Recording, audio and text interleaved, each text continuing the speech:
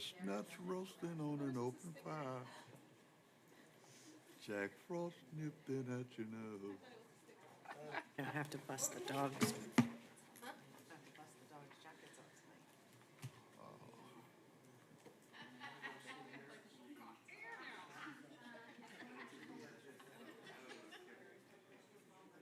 It's been said many times, many ways.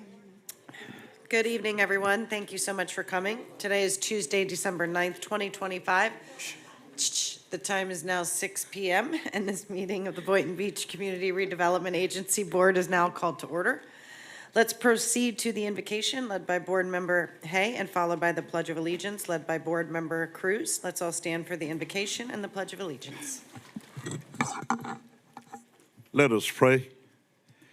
Gracious and Almighty God, we thank you for allowing us to gather this evening and for guiding our great city of Boynton Beach CRA Board throughout this 2025 year. During this holiday season, we pause to express our gratitude for each staff member whose dedication, hard work, and commitment helps strengthen and uplift our community. Lord, we bless our time together. Give us wisdom in our decision, unity in our purpose, and compassion for the people we serve. And as we approach the close of another year, Lord, surround us and our families with your peace, your protection, and your joy. We honor you for all you have done, all you will do for the city of Boynton Beach. And so we say, Merry Christmas, Happy New Year, Happy Kwanzaa, Happy Hanukkah, Feliz Navidad. In Jesus' holy name we pray. Let every heart say amen. Amen. Allegiance to the flag of the United States of America and to the republic for which it stands, one nation, under God, indivisible, with liberty and justice for all.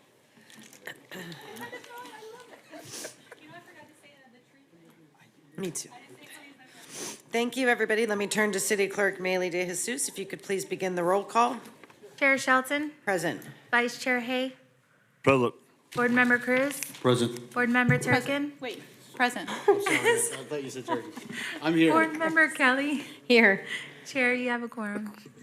Thank you. We are now moving on to additions, deletions, corrections to the agenda. Let's begin on my right with Board Member Cruz. Are there any additions, deletions, corrections you'd like to Nothing make? for me, Chair. Board None Member for me. Hay? Board Member Kelly? No, thank you. Board Member Turkin? No. I may have a motion to approve the agenda as So presented. moved. Second. We have a motion from Board Member Kelly and a second from Board Member Hay. All those in favor, say aye. Aye. All those opposed, say nay. Motion passes unanimously. Let's now turn to legal counsel. Are there any updates? Good evening, Catherine Rossmo, Lewis, Longman, and Walker. No legal updates, but I will follow Board Member Hazley to just wish you all a happy holidays here at the end of the year. Thank you so much. All right. We're going to move to informational items and disclosures by board members and CRA staff. Before we start that, I would just like to make an introduction to Officer Jean as our NOP officer. If you want to just come on down, let us thank you, and everybody give him a wonderful hand of applause for stepping up and moving into this. We're so lucky to have you.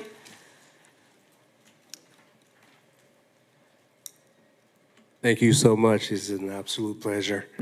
So I look forward to doing great things as part of the CRA's overall mission. So thank you. Thank you. We look forward to seeing you out and about. You. All right. So let's begin on my left. Board Member Turkin, do you have any informational items or disclosures? I did speak with legal counsel regarding the item 14D, Bonnie Miskell. Okay. Board Member Kelly?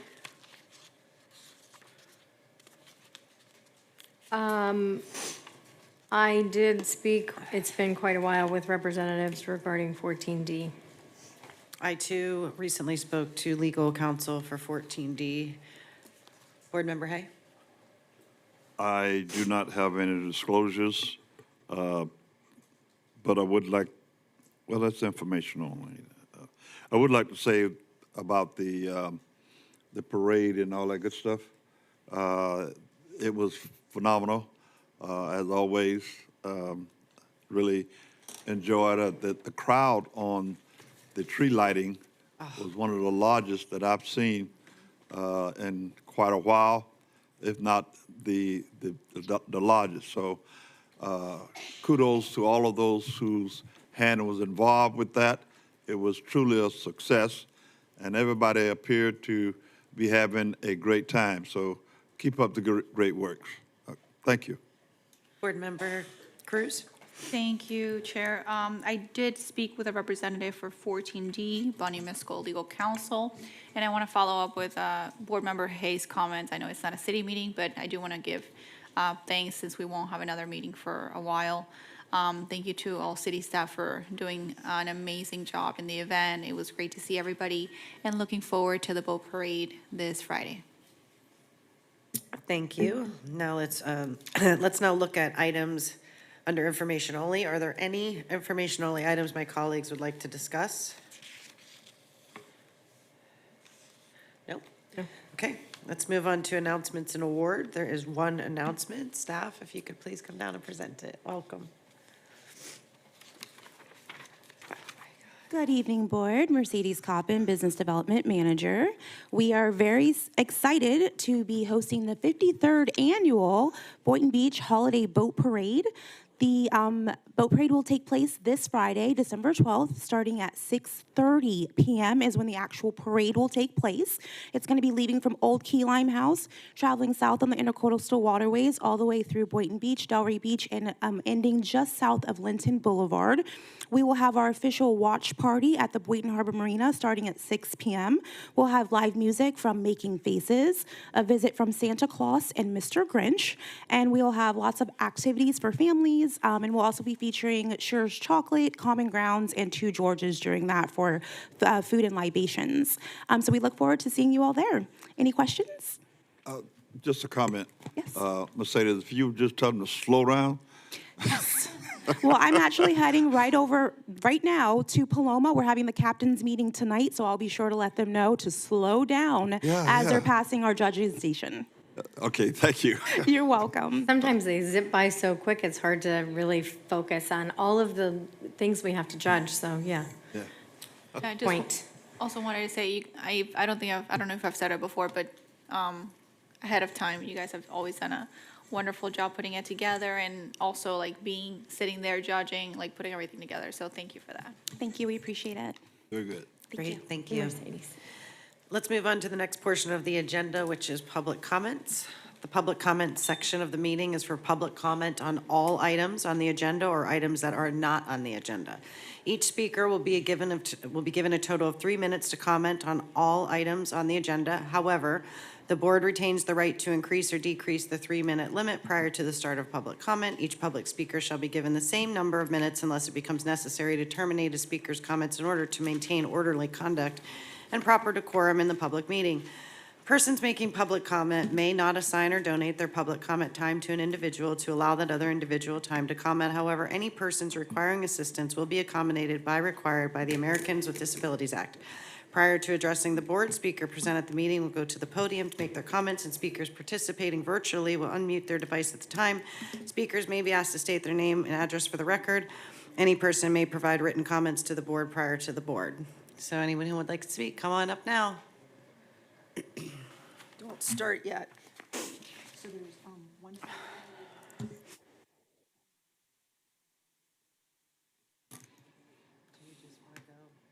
I'll have to do this twice. Thank you. Susan Wayer, Boynton Beach. So I want to say absolutely stupendous tree lighting. Yay. Good job, everybody. I don't know who chose that tree. I think it's probably Melanie. Kudos to her. That is like the coolest tree I think I've ever seen. It's cool. It is art forward. We are an art city. It's embracing what we are, but it's kinetic too because you can walk through it. So outstanding job to whoever chose the tree. And I think it was Melanie, so kudos to her. Or if I'm missing somebody, whoever that is. I want to also say there's a code workshop over in room 115, so if you're bored here and falling asleep, head on over to there and learn all about the new parking and tree codes, because I've already given them an earful. This is something I just thought I'd share. I used to spend time educating the boards, and I don't always get a chance to now. The first page is from the news today about the drought problem, because I'm always spouting off how there's no water, so we need to stop building. The second thing I'm going to say is, we really need to stop giving out TIF money for apartments, because we don't need apartments, we need jobs. And I'm sure you've seen the news, Kelly Smallridge in our Economic Development Bureau is up in New York City trying to bring jobs down to Palm Beach County. So let's give them someplace to go besides really expensive rents in West Palm and Boca. Let's let them come here and bring their money and their jobs here, because that doesn't require as much water as apartments do that we don't need. And as I'm sure the mayor and Commissioner Turkin will tell you, Board Member Turkin, there's thousands and thousands of homes sitting around here empty that we can't sell. So we don't need to be building anymore because we have thousands we can't get rid of. But I'm handing you this because I thought this was interesting. One of the advantages to my traveling is seeing what they do in the rest of the world. And London, I think we can all agree, is one of the 2 or 3 most unaffordable cities on the planet. And they have found an innovative approach to making workforce affordable housing, and that's what this is. And you might want to take a look through, and when you get to, I think it's the back of the first page. I think it's this page. Looks like this, about the 3rd or 4th paragraph down. It starts explaining what they're doing, and you actually part rent and part own, but it's like a rent-to-own scheme. And it is very, very, very successful in London. It allows you to have a more expensive property and still be able to afford it. So you can have those luxury places, but still the average person can get on the property ladder. And if you guys as CRA are going to start, working with developers, although I think we need jobs, not apartments. I think we should be going condos or townhomes, but this might be an affordable way for you guys to present this. And if you're doing public-private partnerships, the P3, this might be an avenue to explore to make it affordable for people to start buying. So read this, and I hope you enjoy it. Thank you. And I put the ads in so you can go to the websites for the developers. Thank you. Next, please. Thank you. My name is Gavin Sizer, and I live at Boynton Beach, 1209 Northwest 7th Street. I'd like to speak on the need for a resident-centered renewable energy and redevelopment in our city. I appreciate that the city is exploring innovative tools to make our city management and city planning more efficient, like AI to manage tasks and resources. Modernization is important, but efficiency alone does not protect the families who are dealing with rising heat, rising utility bills, and rising stress, as well as a shortage of water. Our hottest days are becoming normal, bills continue increasing, and the people who feel it the most are residents, especially in our redevelopment areas. That's why I want to propose a solution that helps both the city and the community. For example, a section of the Boynton Beach Mall, which I do know is outside of the CRA boundaries, but specifically vacant parking lots or vacant lots that are being unused by the CRA, currently absorbing heat and sitting unused. If even a third of those spaces were converted into green walkable community parks with shade, trees, solar canopies, benches, community gardens, or even atmospheric water generation to combat that water shortage, it would immediately reduce the heat island effect, bring visitors back to the mall areas and other public spaces, create safe, welcoming public spaces.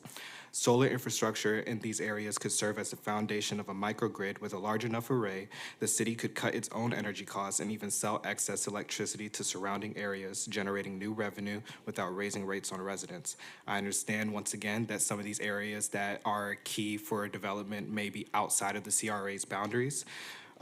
But I'd like to propose feasibility studies for similar redevelopment in other areas to serve as a pilot project that brings real relief to residents while opening a pathway to long-term renewable energy revenue for the city. Thank you. Thank you. Is there anyone online? No, Chair, there is nobody online. Public comment is now closed. We will continue to the consent agenda. Are there any items my colleagues would like to pull for discussion? Let's start on my left with Board Member Turkin. No, thank you, Mayor. Board Member Kelly. No, Chair, thank you. Board Member Hay. No. Board Member Cruz. For me, thank you. May I have a motion? So move. Second. And we have a motion to approve the consent agenda. All those in favor say aye. Aye. All those opposed say nay. Motion passes unanimously. Motion passes 5-0. I mean 4-0, 5-0. Got it. Okay, moving on. Thank you. Let's move on to the pooled consent agenda. Nothing was pulled on that, so let's move on to the CRA Advisory Board. Good evening, Board. Tim Tack. Is your mic on? Assistant Director. I hope so. Are we good? I just got to talk into it, I guess. All right, so per the November 19th CRAB meeting, I just wanted to give you an update. They continue discussions on additional ways to honor the 2 Heisman candidates, and will continue discussions in December 17th meeting. They also discussed the future dates and have agreed upon those future dates being the 3rd Wednesday of the month. They appointed a new vice chair, and they had a question for the board in particular. They wanted to inquire if the CRA board would like them to continue discussion and research into ideas and names for renaming streets. That was a part of the recommendation per the CRA plan that was assigned back in January 14th. One, it being a long time ago, and 2, the fact that they felt that a lot of community input would be needed for this, and it was a little bit outside of necessarily the scope, because they felt that a lot of community input and support would be needed to even approach that idea. So just looking for some direction on that. Chair, if I may. Yes. Yeah, I think we should steer away from that.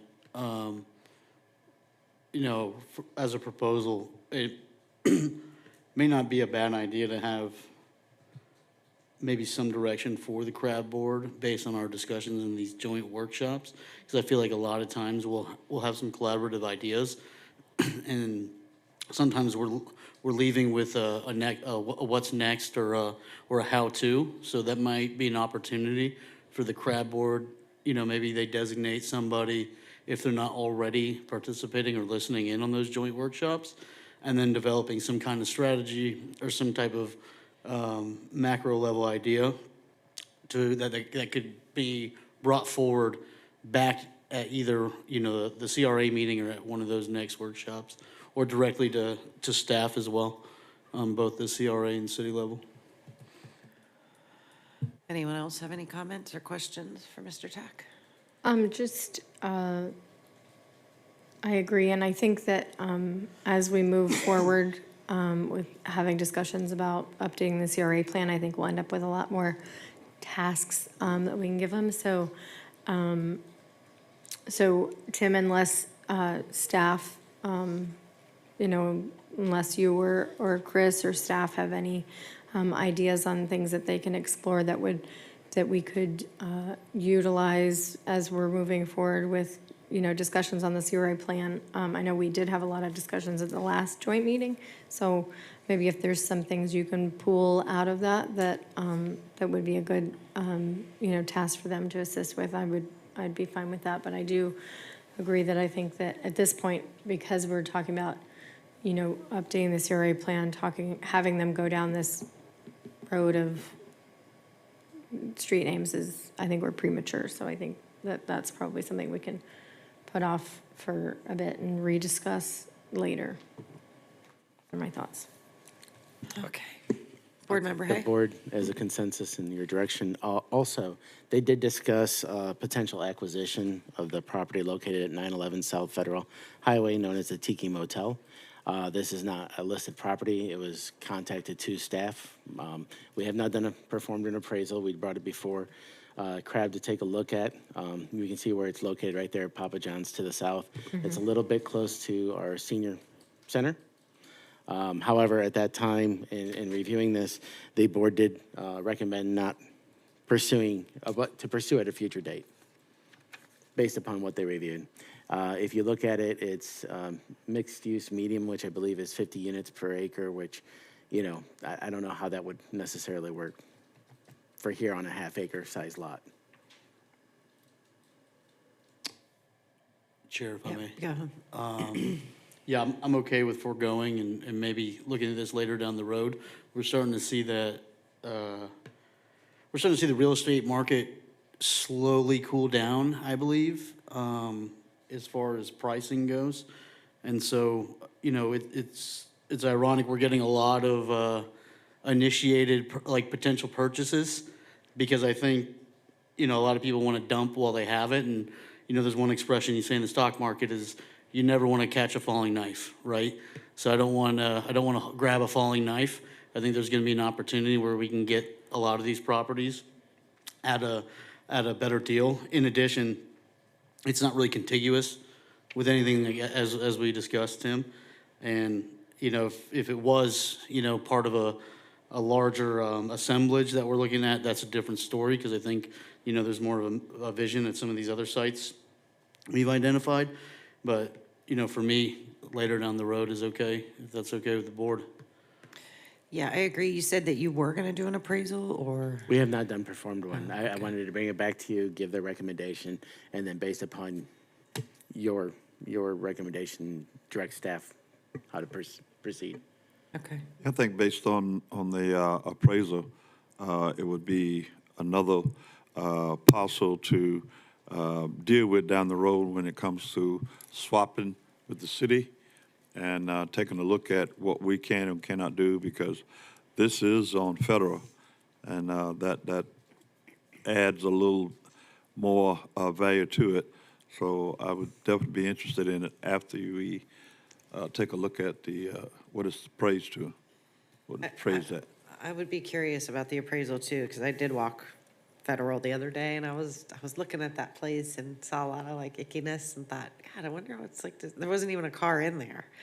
And, now that we have closed the inn and the homing inn, I worry, are they going to start going into those type of establishments that we do see on Federal? So it'd be something just to watch out for. But I don't think that we move on it right away, but I'm curious to see what the value is Right. Right. to keep watching it. I agree. All right, well, we'll take your direction, and we'll go ahead and pull the appraisal, and we'll bring it back for a future discussion. Perfect. Perfect. Thank you. Board Member Cruz, do you have anything you want to add before we move on? No, for me, thank you. Mr. Tack, are you done with all your reports? That is all in regards to the crab board. Now we'll move on to old business. The first item for discussion and consideration is the Heart of Boynton Shops project. Mr. Brown, do you have an update for us? Presentation, but I do want to make some introductory remarks. I've in my past, I've worked on two main streets for MLK, one in Delray, which was Fifth Avenue, and one in Pompano, which is called MLK. And I can tell you right now that this is the finest MLK development I've seen in my career. And I think that we need to make this thing work, and we need to support the merchants. And the merchants are going to provide a service to the residents, and it won't be just to the black residents, it'll be to everybody in this town.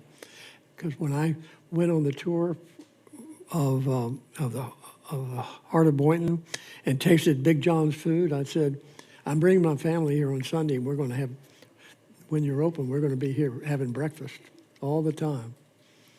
So it'll serve a lot of the population of Boynton. Okay, Bonnie. Good evening, Board. Bonnie Nicklin, Grants and Project Manager. At the direction of the Board, we're bringing back some updated numbers for your consideration.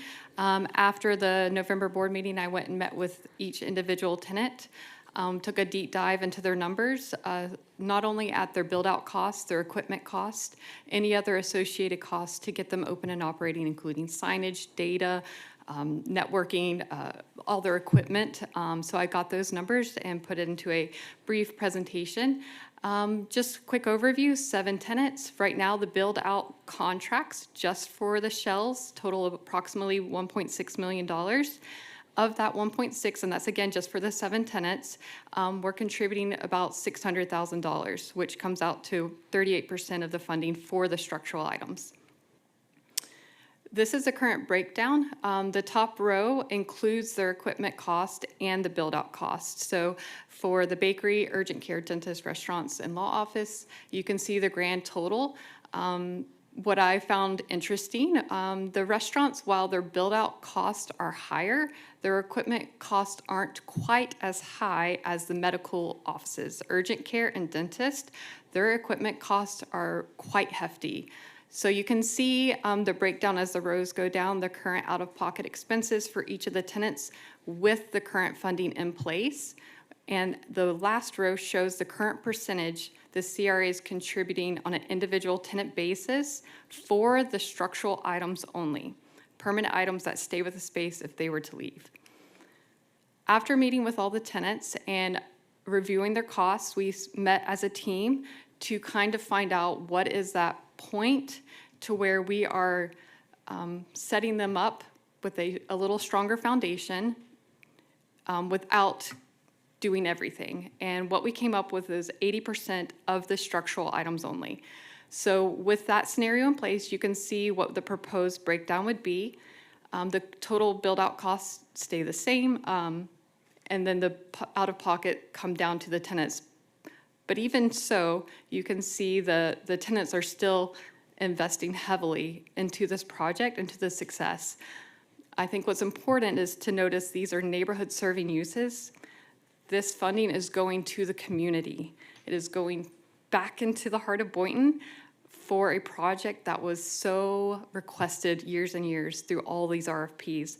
So I want to just point out that I think it's such a great diversity of uses in the shops.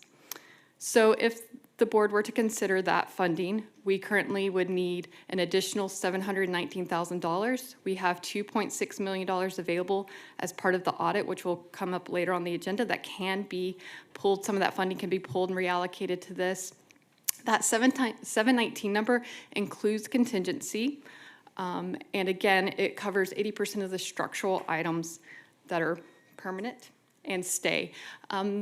Another recommendation that I have is right now we have grant funding and development funding. Because of this project, staff's recommendation would to withdraw the grants because it makes it a little complicated to track the funding, move all the funding into one pot, and then we can move that pot of money towards the structural items. None of the funding would pass through any of the tenants. It would go straight for approved permanent improvements on the structural space, and staff would be there to review those pay applications as they come in from the contractor.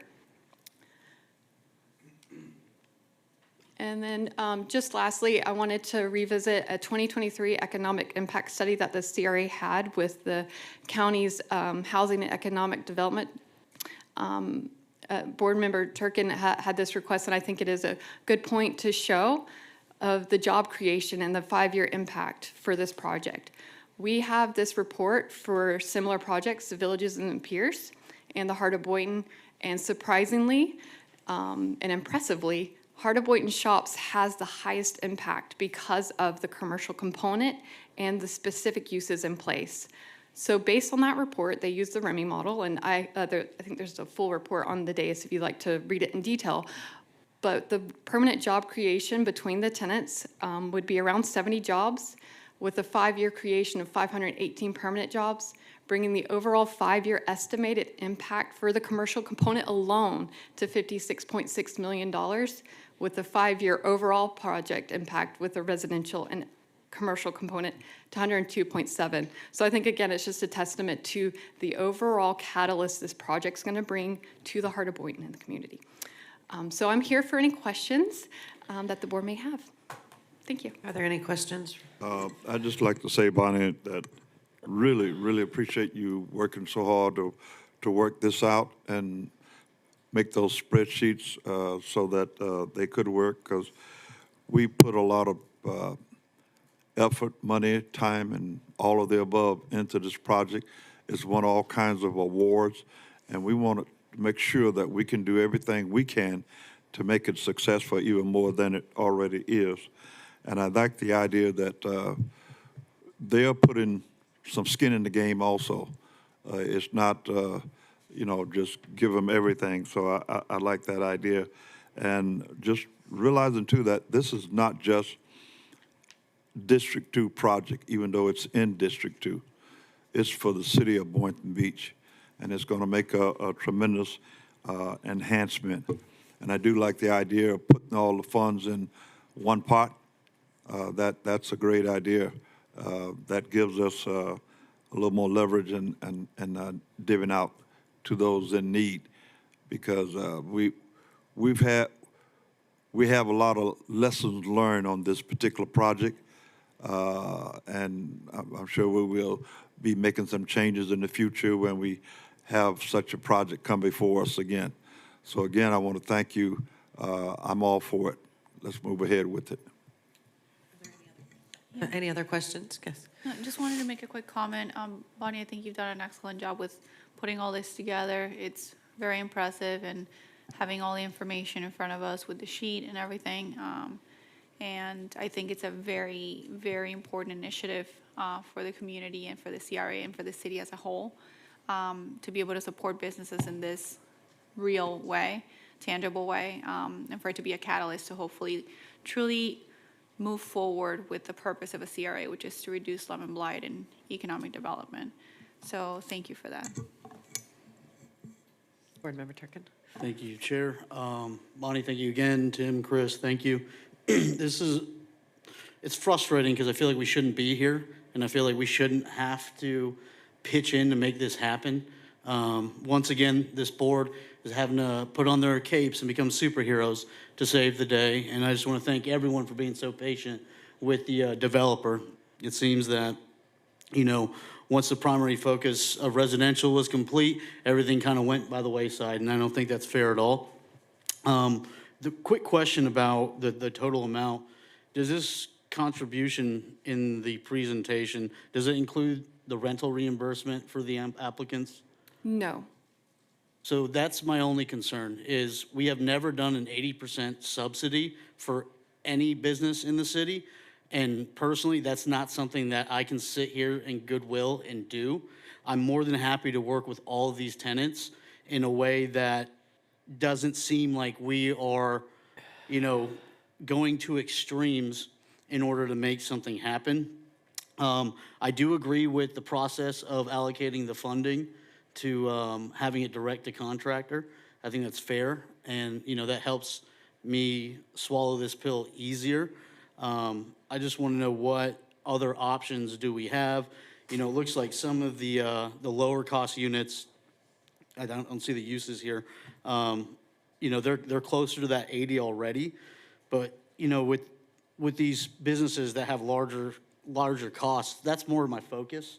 And so I don't know if there's an opportunity where we can maybe do 60% or, you know, develop some form of formula that will benefit and continue this project, but without going to the extreme of 80%. Because I want to remind everyone, on top of this, there also is the rental reimbursement. So we're here, we're I think $600,000 in, as you said, and now we're looking at another $700,000 to no one's fault, but except for the delay of the project and costs increasing over time. And so I just I can't go with 80%. I'm hoping that we can compromise and find something that the business owners can swallow and that we can swallow and move forward. Because I think one thing again to consider is we've already engaged. We've provided this project had TIF tied to it, right? And in my opinion, it seems that what was delivered by the recipient of that TIF wasn't fair. And so I don't feel that the CRA should be on the hook of all that. So that's my position. I can't go for 80% because I feel like we are contributing a good amount. But I'm more than happy to work with the business owners and come to a common ground of something that's a little bit more mediated so that we can focus on other projects throughout the city as well. I have a question. Where we left off with this last time was that there was going to be some communication with the developer. Did anything come to light on that? We've met with the developer. We're actually weekly meetings now with the owner as well as their PM. They have committed additional forces on site for on-site supervision to monitor the progress of the construction, and they are committed to getting this project finished. we're hoping to see what the progress is, make sure that they are actually honoring their commitment, and hopefully we'll have better things to report towards the end of this month. We are very close on Unit 108 and 106. Thank you, Chair. Yeah, I mean, I made my position very clear at the last meeting, and it's my position, I will do whatever I absolutely can to make sure that this happens. In my conversations with Tim and Chris during, I honestly, I would like to see the developer contribute to this, because I feel like we wouldn't be in this situation but for the unnecessary delays. At the same time, I don't want to also have anything stall. So I'm in this weird position where I'm almost like, can we keep it moving and contribute another percentage while still asking the developer who put us in this situation, 248 days and growing since permits were issued, and get them, I mean, it's difficult after the fact. I know, Chris, you and I spoke about this. It's always difficult after the fact to ask the developer for anything. But at the same time, they're still expecting us to provide them letters and support for them to get reimbursements. So I think that we also need to look to them too and say, we're in this predicament, we're in this situation. Our tenants, our residents, our business owners are in this position because you finished your job and left. And so I'm in if at the end of the day, I also don't want this to not happen. I don't want, and most businesses, we know, when people open businesses, they're not building from the dirt. They have a shell. They have the startup. They're coming into maybe a restaurant that was already a restaurant, or it was something, or a doctor's office that was already a doctor's office. And so, yeah, they have to do some minor modifications or adjustments to make it their business. But we're having business owners come in from scratch, from the dirt. And so I feel like as much as it is a large pill to swallow, at the same time, I think that it's my position that we owe it to them to make sure it happens. I mean, do I think we would be in this position if it was 248 days ago? Probably not. If we were, but it's hindsight's 20/20, and it is what it is, and we have to just move on. So if that means that we do a smaller percentage now and go to the developer and see if they'll contribute so that we can keep the ball rolling, and then come back in a month. By then, we should have had those conversations, and if we need to, if they're sticking to their heels in the ground and we're not going to move, then we look at it and we push forward. Because the last thing I want is for any of these 7 units to not move forward because they absolutely financially can't. My concern of doing this right now is you've been meeting with the developer the last 4 weeks, right, since our last meeting. If we do this now, I don't think the developer is going to be inclined to give us anything right away. And I don't know if they know how serious we are. And this is before my time, so if they do not keep their deal, do we have any recourse going after them? So say we were to give this money in January or February or a reduced rate and still going, can we go after them for the difference because they didn't keep their end of the deal? So in answer to your question, I think part of what the direction that we're seeking is the ability to modify our contract with the developer. Because right now, as Bonnie said, the pot of available money to the tenants is in 2 pots. It's in the CRA grant pot, and it lives in an agreement with the developer. With your direction, we could go seek to modify that agreement with the developer to move the funds, and so it would have the developer have more money. And as part of that, we could discuss putting in place deadlines and other items for the development that would potentially, now this would be subject to their agreement, right? Because we would be negotiating an amendment theoretically, but that is a path that we could pursue with this board's consent. Okay. I do like that solution better because I feel like any good real estate negotiation and things, sometimes you have to play tennis a little bit. And if we've been meeting with them and it's only been a month, and what have they done in a month, right? So I think I'd like to see what happens in month 2. But again, I agree with you. I want these businesses to be there and running and established. And I'm sorry that all of you have been put through this. But I think that we're giving in a little too early on that developer side, and we would lose some of our hand in our negotiations or recourse. It's just my thought. Yes, sir. I see which way this is going, but disagree with it.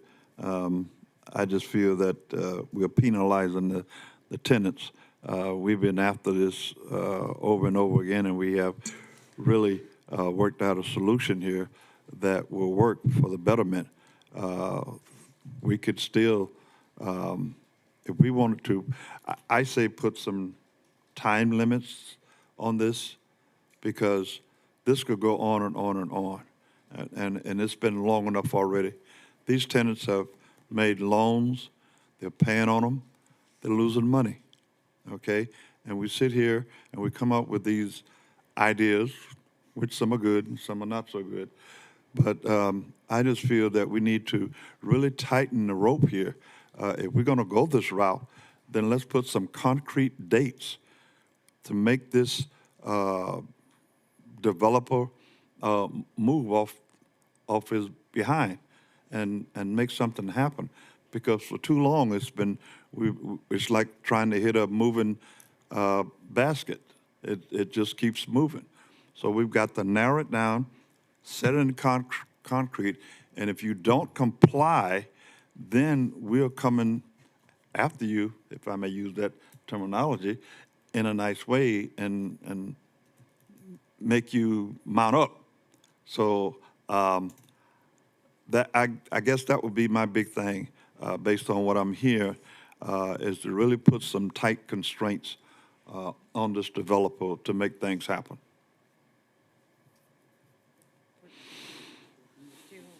Yeah, I can see both sides, and there's legitimacy to both arguments. I do agree that it is the developer's responsibility for the delay, and they need to be held accountable for it. At the same time, a lot of people that are here that are new business owners or attempting to become business owners within our CRA district have taken out loans, are currently paying out those loans. I feel for them, and I know we all do. At the same time, I think that there's definitely validity to finding a way to support them, as Board Member Hay stated, maybe having a specific timeline, like if it, what's gonna happen by, maybe if we talk about it now, is it gonna be next meeting? And if not, let's not delay it any further, because they're already paying back on those loans. A month from now until there could have been a month of significant progress within the internal build out of their business. Also, it's going to create local businesses. But if we do give this money, I do want to create more than a suggestion, but more of a requirement for local hiring, because we're investing local dollars here. And a lot of these jobs are, I think, jobs that our residents could do. So if we're going to give this money, we want to invest it back into our community by prioritizing hiring local. I would support moving forward with, I do agree 80% is outrageous. It's a really, really high amount. At the same time, can we go back to thank you. If we look at the total costs, the total build-out costs, a lot of them are over $400,000. And so do we want to maybe consider looking at what types of businesses we want to prioritize, for example, not to, but for example, professional offices are significantly less costly than, urgent care, dentist, and maybe restaurants. I don't know. It's just a thought. Go ahead. No, I would not want to try to put one in front of the other. They all have been sitting patiently and working hard, and they have some skin in the game, and they're serious about this. And I think we need to do everything we can as a CRA to help them make this be a success. We have had other projects in the past where we've spent money, in my opinion, somewhat unwisely. This is not unwisely. I think Bonnie has laid out a way that this could be accomplished, and we can move on, and we apply those lessons learned moving forward. I just can't see allowing this particular developer to tie our hands over and over again like it's happened in the past. I fought hard for this project from day one, and I'm sure that many of us sitting up here who were here at the time did the same thing. And here we are at this crossroad way down the field. Is way overdue, and we figured out a way to make it happen. And we want to talk about a few thousand here and a few thousand there, and we don't have any, and we don't even think about some of the projects that we're talking about buying that cost millions and millions of dollars. I just feel that here's an opportunity that we can help some entrepreneurs who are eager and ready to move and make Boynton Beach a better place, and we just ought to do it. Can So you that's let the way I me feel. know, because again, this was before my time, what is the rent reimbursement policy? We And how long? reimburse 50% of the rent The up first to a grant maximum. So with the rent there, no one maxes out the grant. I'd have to check, but it's 1,000 square foot and $22 a square foot. So on average, the rents are $2,200 $2,200 a month plus their, taxes and CAM. So that lasts a year? for the first 12 months.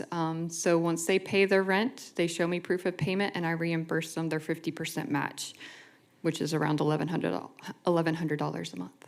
Right. It's a one-time only grant to, help businesses offset Can't be those. extended after a year, or? No, the only clause we have in our current grant program is if a business grows and expands more than 50% of their current square footage, they can reapply for the grant. So on a few instances, I've had businesses grow and expand into other locations, and so they're able to reapply. But it wouldn't be applicable to, because they're all leased out, so would not be Do applicable. you see, I don't know if I'm going to word this right, but do you see that if the rent reimbursement was taken off of the amount, would that ruin them from being able to open the business? So if they were given this amount of money, but that rent for the year that they're getting back was taken off of the $719 per unit? Hey, Bonnie, Yeah. just for clarification, what is the typical rent reimbursement of 1,000 square foot at $22 a square foot? I mean, that's what we're looking at, right? 100. Most of the units average around 1,000 square feet. Right, and then the restaurant uses get half, and what are the other, or do we have any tier two as a part of this grant program? No one maxes out the grant in Right. this because of the smaller unit size, so they all are a 50% match.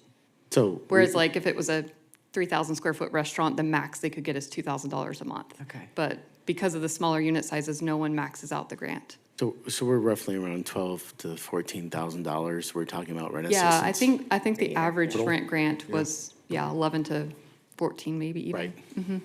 Per unit? Per unit. Yes. About 70,000. Okay. Go ahead. Thank you, Chair. So maybe there's an opportunity, if we were to decide to move forward with assisting in an increase of the contribution to a build-out and looking at this as a tiered system. I don't know, does that exist already with the build-out? Is that done in tiers, or is that just done by construction costs? No, our property improvement grant is based on tiers. tiers, We have okay. tier 1 and tier 2 and tier 3. So tier 1 is restaurants, bakery, gourmet food markets, hotels, bed and breakfast. They get a 50% reimbursed up to $50,000. Professional offices, boutiques, medical offices, all those generic uses, more or less, would be tier 2, and they get $25,000 reimbursed. For And then, For the build-out? But here before us, we're looking at 80% an example for the tier one, you said it was 50%, they get reimbursed? $50,000. $50,000, I'm sorry. Yes, and then- Up to 50,000. Yeah, so Okay. all of our grants are 50% matching up to grant maximum. So 50,000 for restaurants, $25,000 for tier two, that's boutique, retail, salons, medical offices, professional offices. And then tier three is restricted to exterior improvements only for like pawn shops, auto stores. Sure. Yeah, so I think, and that's what I mentioned earlier, I think there's a way we can develop some form of formula where we can at least contribute a little now. I don't know if it was board member Kelly or the chair that mentioned it, is if we do too much now, then we don't have, any, I don't want to say leverage, but the developer's not going to have any appetite or reason to try to show good faith and help us with initiating these businesses to get off the ground. And so again, I'm okay to increase, these contributions, at a way that we feel is fair across the board. I don't want to cherry pick from each one of them. I think there is a way that we can look at what the build out is, contribute a little bit more here. Maybe they're okay there, get the feedback from the businesses. But I think a standard 80% across the board, I don't think, for me, I don't think we're in that need yet. I think we do have an opportunity to get some good faith from this developer. So I don't know if there's a rush on this, or if we can potentially identify potential opportunities, or we could create a formula and, come back with some different numbers that are lower than the 80%. I think our rush right now is to get them in, right? To get the developer to push his contractor to get these build-outs done. That's our biggest push. As far as the dollars, that's something that we can rehash and go over. But right now, our priority is to get the developer to perform. And that's the change to the agreement that you need. When we what were I'm talking understanding. about the potential, we would be amending the development agreement, which would bring up those items as potential negotiation terms or Okay. negotiated terms. Okay. Bonnie, real quick, have we paid out all of the contributions that we've set aside to date, or are they? The first round of pay-apps came in last week. Tim and I reviewed them and marked them back up and sent them back to Centennial. What's today? Monday? Yesterday. We sent them back out with notes, but they are coming in higher than the current contribution of $51,000. So that means any balance due would go to the tenant for payment.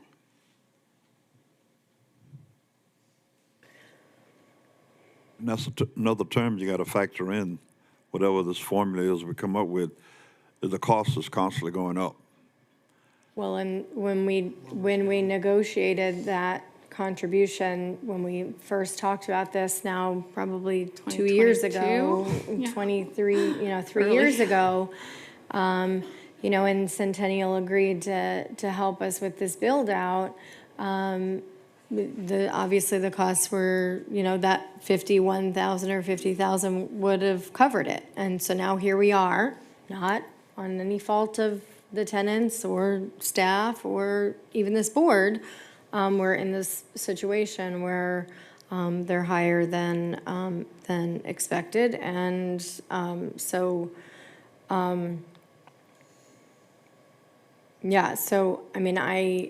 I stand by what I said. We have to help.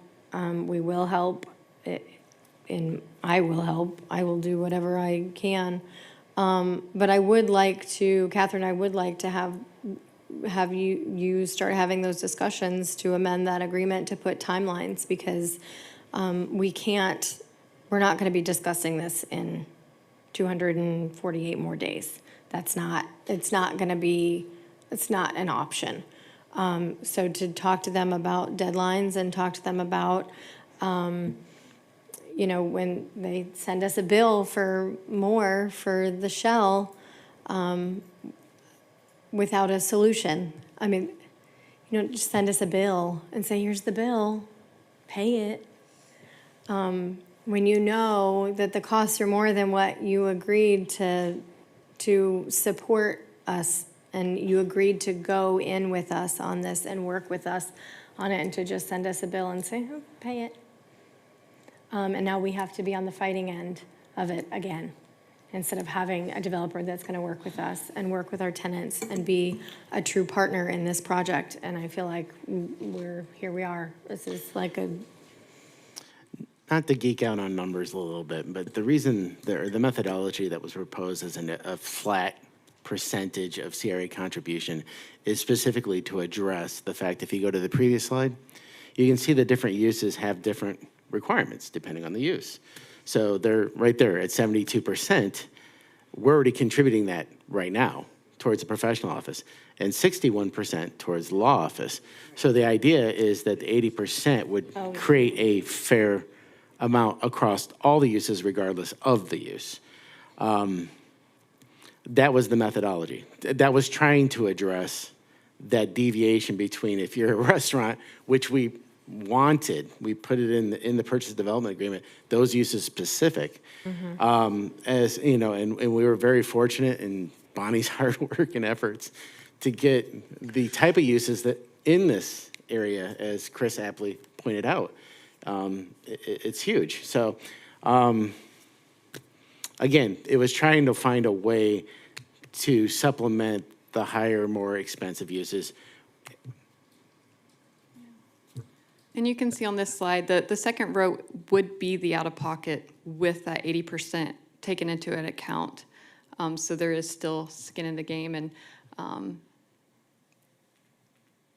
I still feel that's what we're here for as the CRA, to try to work these situations out as best we can, especially in this scenario where it's gone on so long, and our vendors are losing their money. We've lost some good businesses behind this, and we understand all those things. And like I said, we learned some lessons here, but let's not penalize our current vendors who are really bending over backwards as much as they can to make this thing happen. If we figured out a way to do it, I still feel let's move forward with it. Okay, so I but think we've all, Chris, you have one more thing to say? I've been in the mixed-use building business and retail business almost all my life.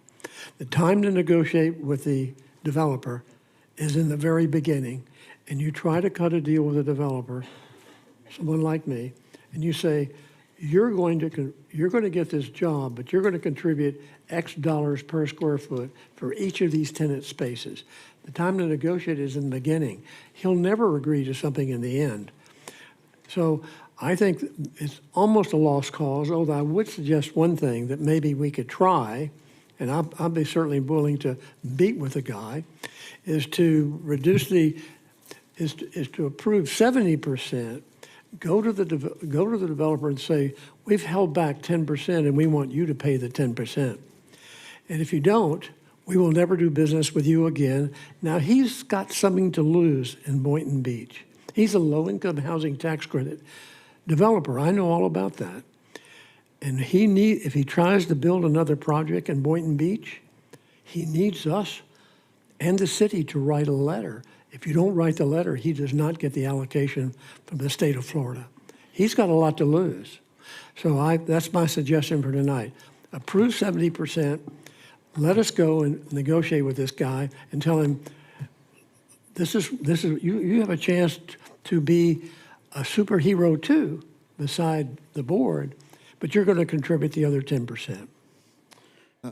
So, go ahead. I'll make a motion to amend the agreement. Can you give me the language, Catherine?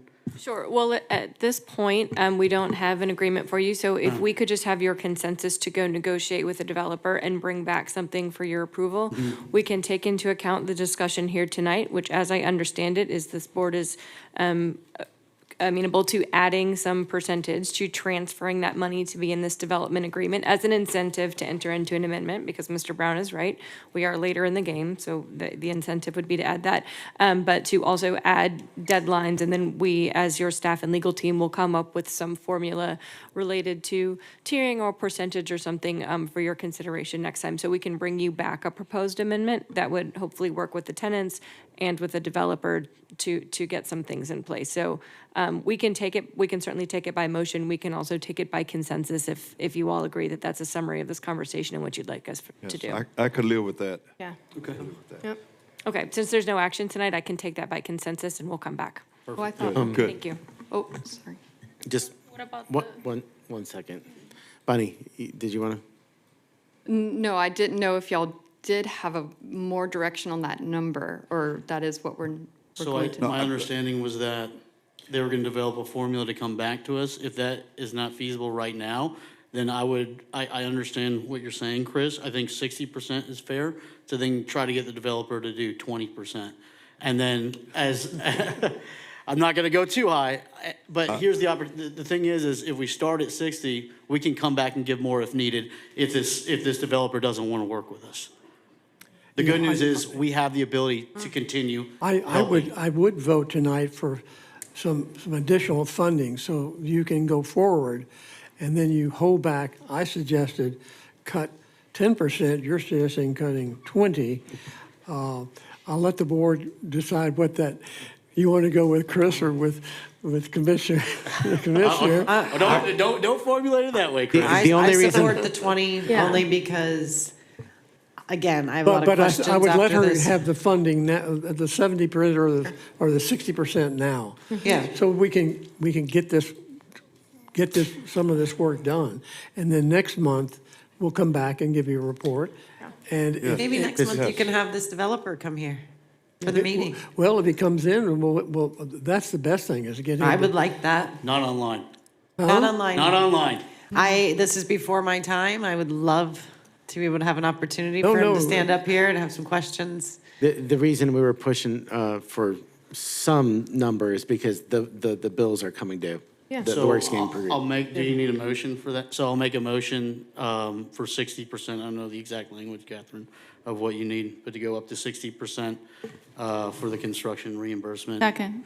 And then also, and you have the consensus to change how that money is going to be allocated, where it'll go straight to contractor. Do you need a motion for that as well? If you'll approve the motion and then just authorize us to work it administratively, we can do that. Perfect. Okay, so we do have a motion for the 60%. Clarification. Okay, this is for 60%, not 70, right? Correct. Yes. But what we stated earlier is all in consensus agreement. Okay, so we only voting on the 60 versus the 70. Right now, it's just Correct. Yes, sir, 60. you are voting on whether to direct staff to allow the reimbursement to be up to 60%. Separate from that, we will take your direction to work on an amendment with the developer and any other means and come back for your approval for anything else. Yeah, we may come back, if we're successful, then we'll come back and tell you success. If we're not successful, we're gonna need to discuss what percentage after the 60.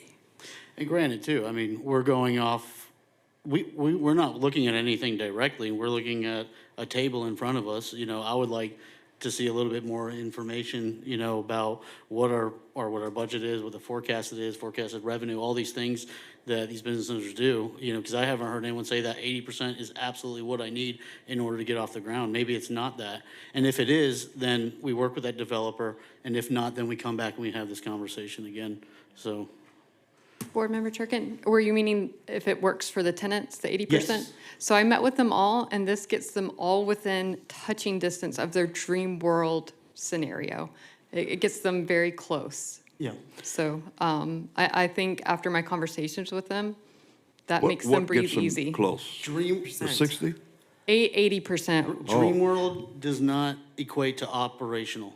So that is the only thing I'll challenge is Dream World is great. Operational is what we're trying to accomplish here from my perspective. Well, I don't think yes, we've ever operational. done 60% of a subsidy as on top of rental reimbursement. So we are contributing a lot. I think in reality, this is a dream world situation for a business owner to have 60% coverage of a build out on top of paying 50% for market rate rent. So again, my position, we have a motion on the table, is the 60%. We'll talk with the developer, and then if we need to have this conversation again, I'm more than happy to do that. I second that motion, and I also want to reiterate what was stated earlier, to make sure that these businesses are investing back into our community by hiring local. I think that's something that we need tangible results in, and maybe like reporting to the CRA. I mean, we're giving a significant, like hundreds of thousands of dollars, and the least we could do is at least have, and I understand sometimes there's like, we may not have the people to do local hiring, but for things like bakery, or, urgent care, dentist, restaurant, like law offices, I can definitely see that there are local Boynton Beach residents that could fill those jobs. So I do want to reiterate that as well. For clarification, I think like majority of the contractors that are doing the build out are local, but I agree 100% as far as the personnel. Okay, we have a motion and we have a second. Just a little clarification, we do have existing contracts in place, so the ability for them to change based upon local preference is going to be very difficult.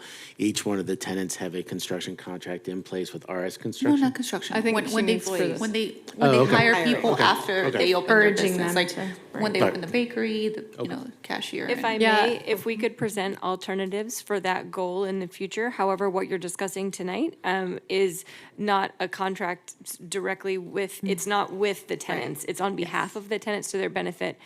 But because there is no contract with the tenant, I couldn't bind the tenant through what we're discussing tonight. However, we do hear your direction and could come up with solutions to bring to you to encourage that in the future if that's acceptable. Okay, Thank you so much. we have a motion and we have a second. All those in favor of the motion say aye. Aye. Aye. All those opposed say nay. Nay. Motion passes 5-0. Moving on. 4-1. Oh, 4-1. Wait, who said nay? I did. Oh, you did. My bad. What you wanted the 70. Okay. 4-1. Moving on, item 14B is the discussion and consideration of an invitation to negotiate for the development of affordable workhouse infill housing. Good afternoon. There you I'll go. speed through it because we're revisiting a lot of the same information. At the direction of the board, we're bringing back the plan or strategy for our infill lots. So to recap, we have 5 lots that we'd like to put out for redevelopment for affordable housing, home ownership. Of those 5 lots, 2 lots could be divided into 2 50-foot lots, so we could get a total of 7 single-family homes. This is just a close-up of the lots. When we originally spoke with the board, we discussed an LOI, an RFP, or partnering with the city. The board's direction was to do an RFP. After talking internally with the team and legal counsel, we felt the best strategy would be an invitation to negotiate. This allows for a little bit more flexibility, so that way when the responses come in, we'll have a review committee. We can review the proposals and see if maybe we want to give all the lots to one, divvy them up, have a creative redevelopment strategy or development process with one. So it just kind of gives us the parameters to put out, but also the flexibility to select the respondents. Again, the workforce housing chart, just to recap what income ranges we're proposing. We are saying preference would be given to a respondent that has at least 1 home in the low income category, while all the other homes must be below 100% AMI. Sorry, can't read from here. And these are the terms of, Bonnie, I'm sorry. The presentation is not showing on our computers. It goes to the CRA cover page, and then there's no presentation on the Everybody see but us. laptops. The only people that see it are the audience. Or we have to turn around. That's all right, keep moving. We'll- Okay. In the meantime, we'll try to figure it out, but. all right, so back at the items for or terms for consideration. This is what's currently in the draft ITN that is attached to the agenda. We're asking for a term of affordability for 15 years. Affordability ranges, as I just mentioned, we'd like preference given to one respondent with at least one home with 60 to 80% AMI, while the others are below 120.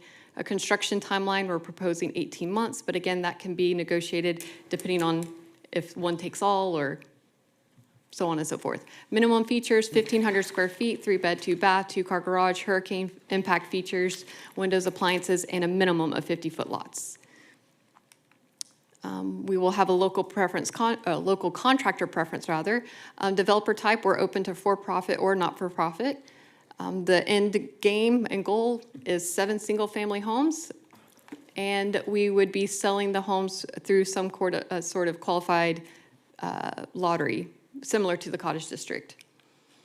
And this is the proposed timeline. We would issue it this Friday. We would have a voluntary pre-submission meeting for any interested respondents on January 6th here at City Hall. The questions deadline would be January 9th with a submittal date for February 10th. This allows staff time to review, or the review committee rather, time to review the proposals and bring it back to the board at their March meeting. I know that date may change, but it would be the March meeting. And then we're just seeking if you have any other changes before we publish the ITN. Any questions? And just, we might change that date depending on what you decide tonight with the March 10th meeting. Yes. Got it. Board Member Kelly. Thank you, Bonnie. This is something that I had I'm glad that we're doing this and finding these properties. I really think that there is an opportunity out there, and I think that the way to go, this is really the best way to go, because I think, like you said, Yeah, I think we'll get maybe a lot of different options and ideas out there. And really, they bring their best usually when it's not an RFP, because they're really putting it all out there. So, so I'm excited about this. I think that, you know, it'll be great to see what comes out of it. So I'm fine, and like you said, I think that as far as the presentation, it just comes down to that last date. But I'm good with the timeline and how we're proceeding. So thank you, And we'll Bonnie. use our interested parties list. We'll work with the FRA, getting it posted on their site. So we'll try to get the reach out as far as we can on getting the best pool of respondents. Great. Anything? No, just for clarification, so it's an invitation to negotiate. So if we had a contractor that was interested in some of the parcels and proposed single-family residential, maybe for a below-market cost for the property, or deeding it to them, that's open. That's all open, correct? Okay. I see you looking at me, so I'll answer this, yes. So there's different types of procurement documents. In this case, after discussion with staff, it was determined that an ITN made the most sense because it allows for the broadest format for the most types of applications. And it is specifically says in this ITN that proposers can propose one, some, or all of the lots, and that preference will be given to developers who intend to develop all of the lots, secondary preference to those who develop the next most all the way down to one. So Awesome. Okay. Thank you. Great. Any other questions? Or does someone like to make a motion? Is there a motion to approve the invitation to negotiate plan as presented at this meeting? Second. We have a motion to negotiate for the development of affordable workhouse infill housing. We have a second. All those in favor say aye. Aye. Aye. Aye. All those opposed say nay. Motion passes 5-0. Thank you, board.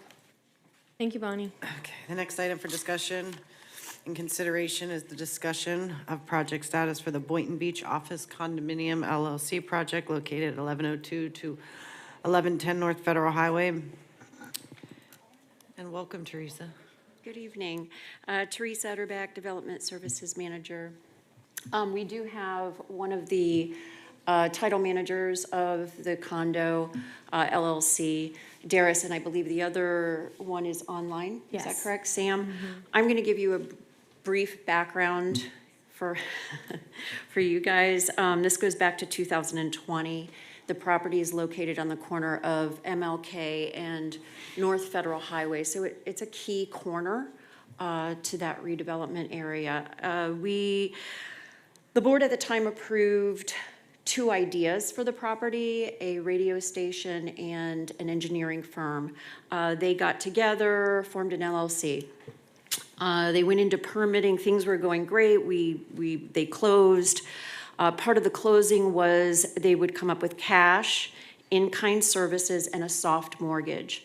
Back in July, we brought before the board an extension for that soft mortgage to be forgiven because originally it was based on the purchase and the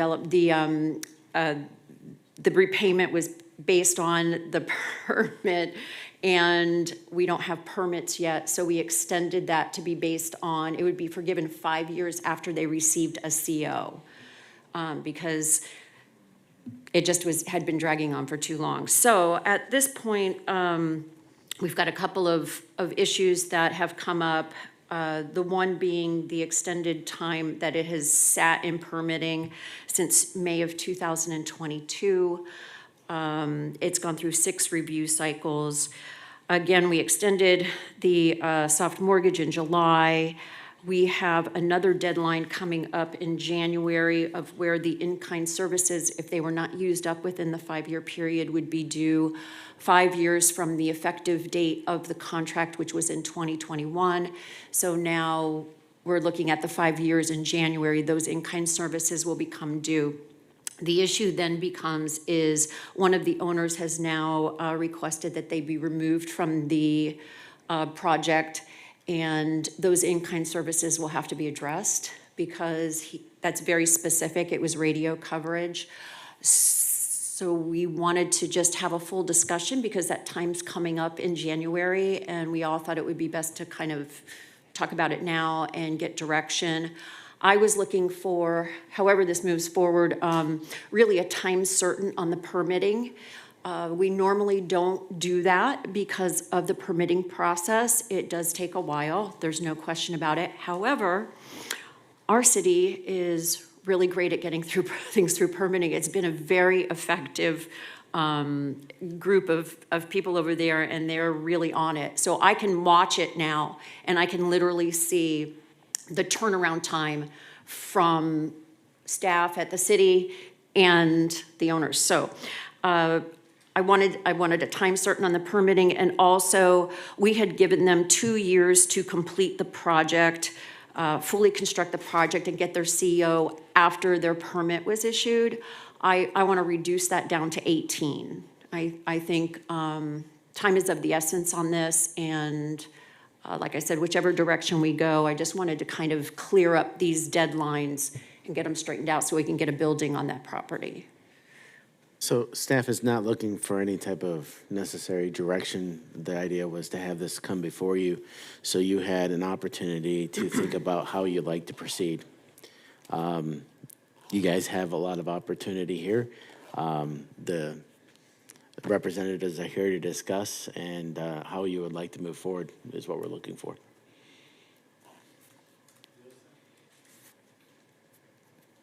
Yeah, I'm struggling with, here we are 5 years after we have an intersection, a prime intersection on Federal Highway, and I'm just at a loss as to how we get to the point where we have owners backing out and a permit pending for several months on some comments. So I'm really, Teresa, I agree that I think there needs to be some firm deadlines, because I feel like if not, then we just keep kicking the can. And really this is, this is a prime spot and a prime opportunity for development, and it continues for now 5 years, sitting empty and unused and collecting weeds. So I am, my position is for staff to try and, or to, work with the potential owners on the timelines, because I can't keep allowing this to just keep continuing as is, because we're at a prime turning point for the city. And it's hard to stomach this 5 years later. So that's my position on that. Thank you.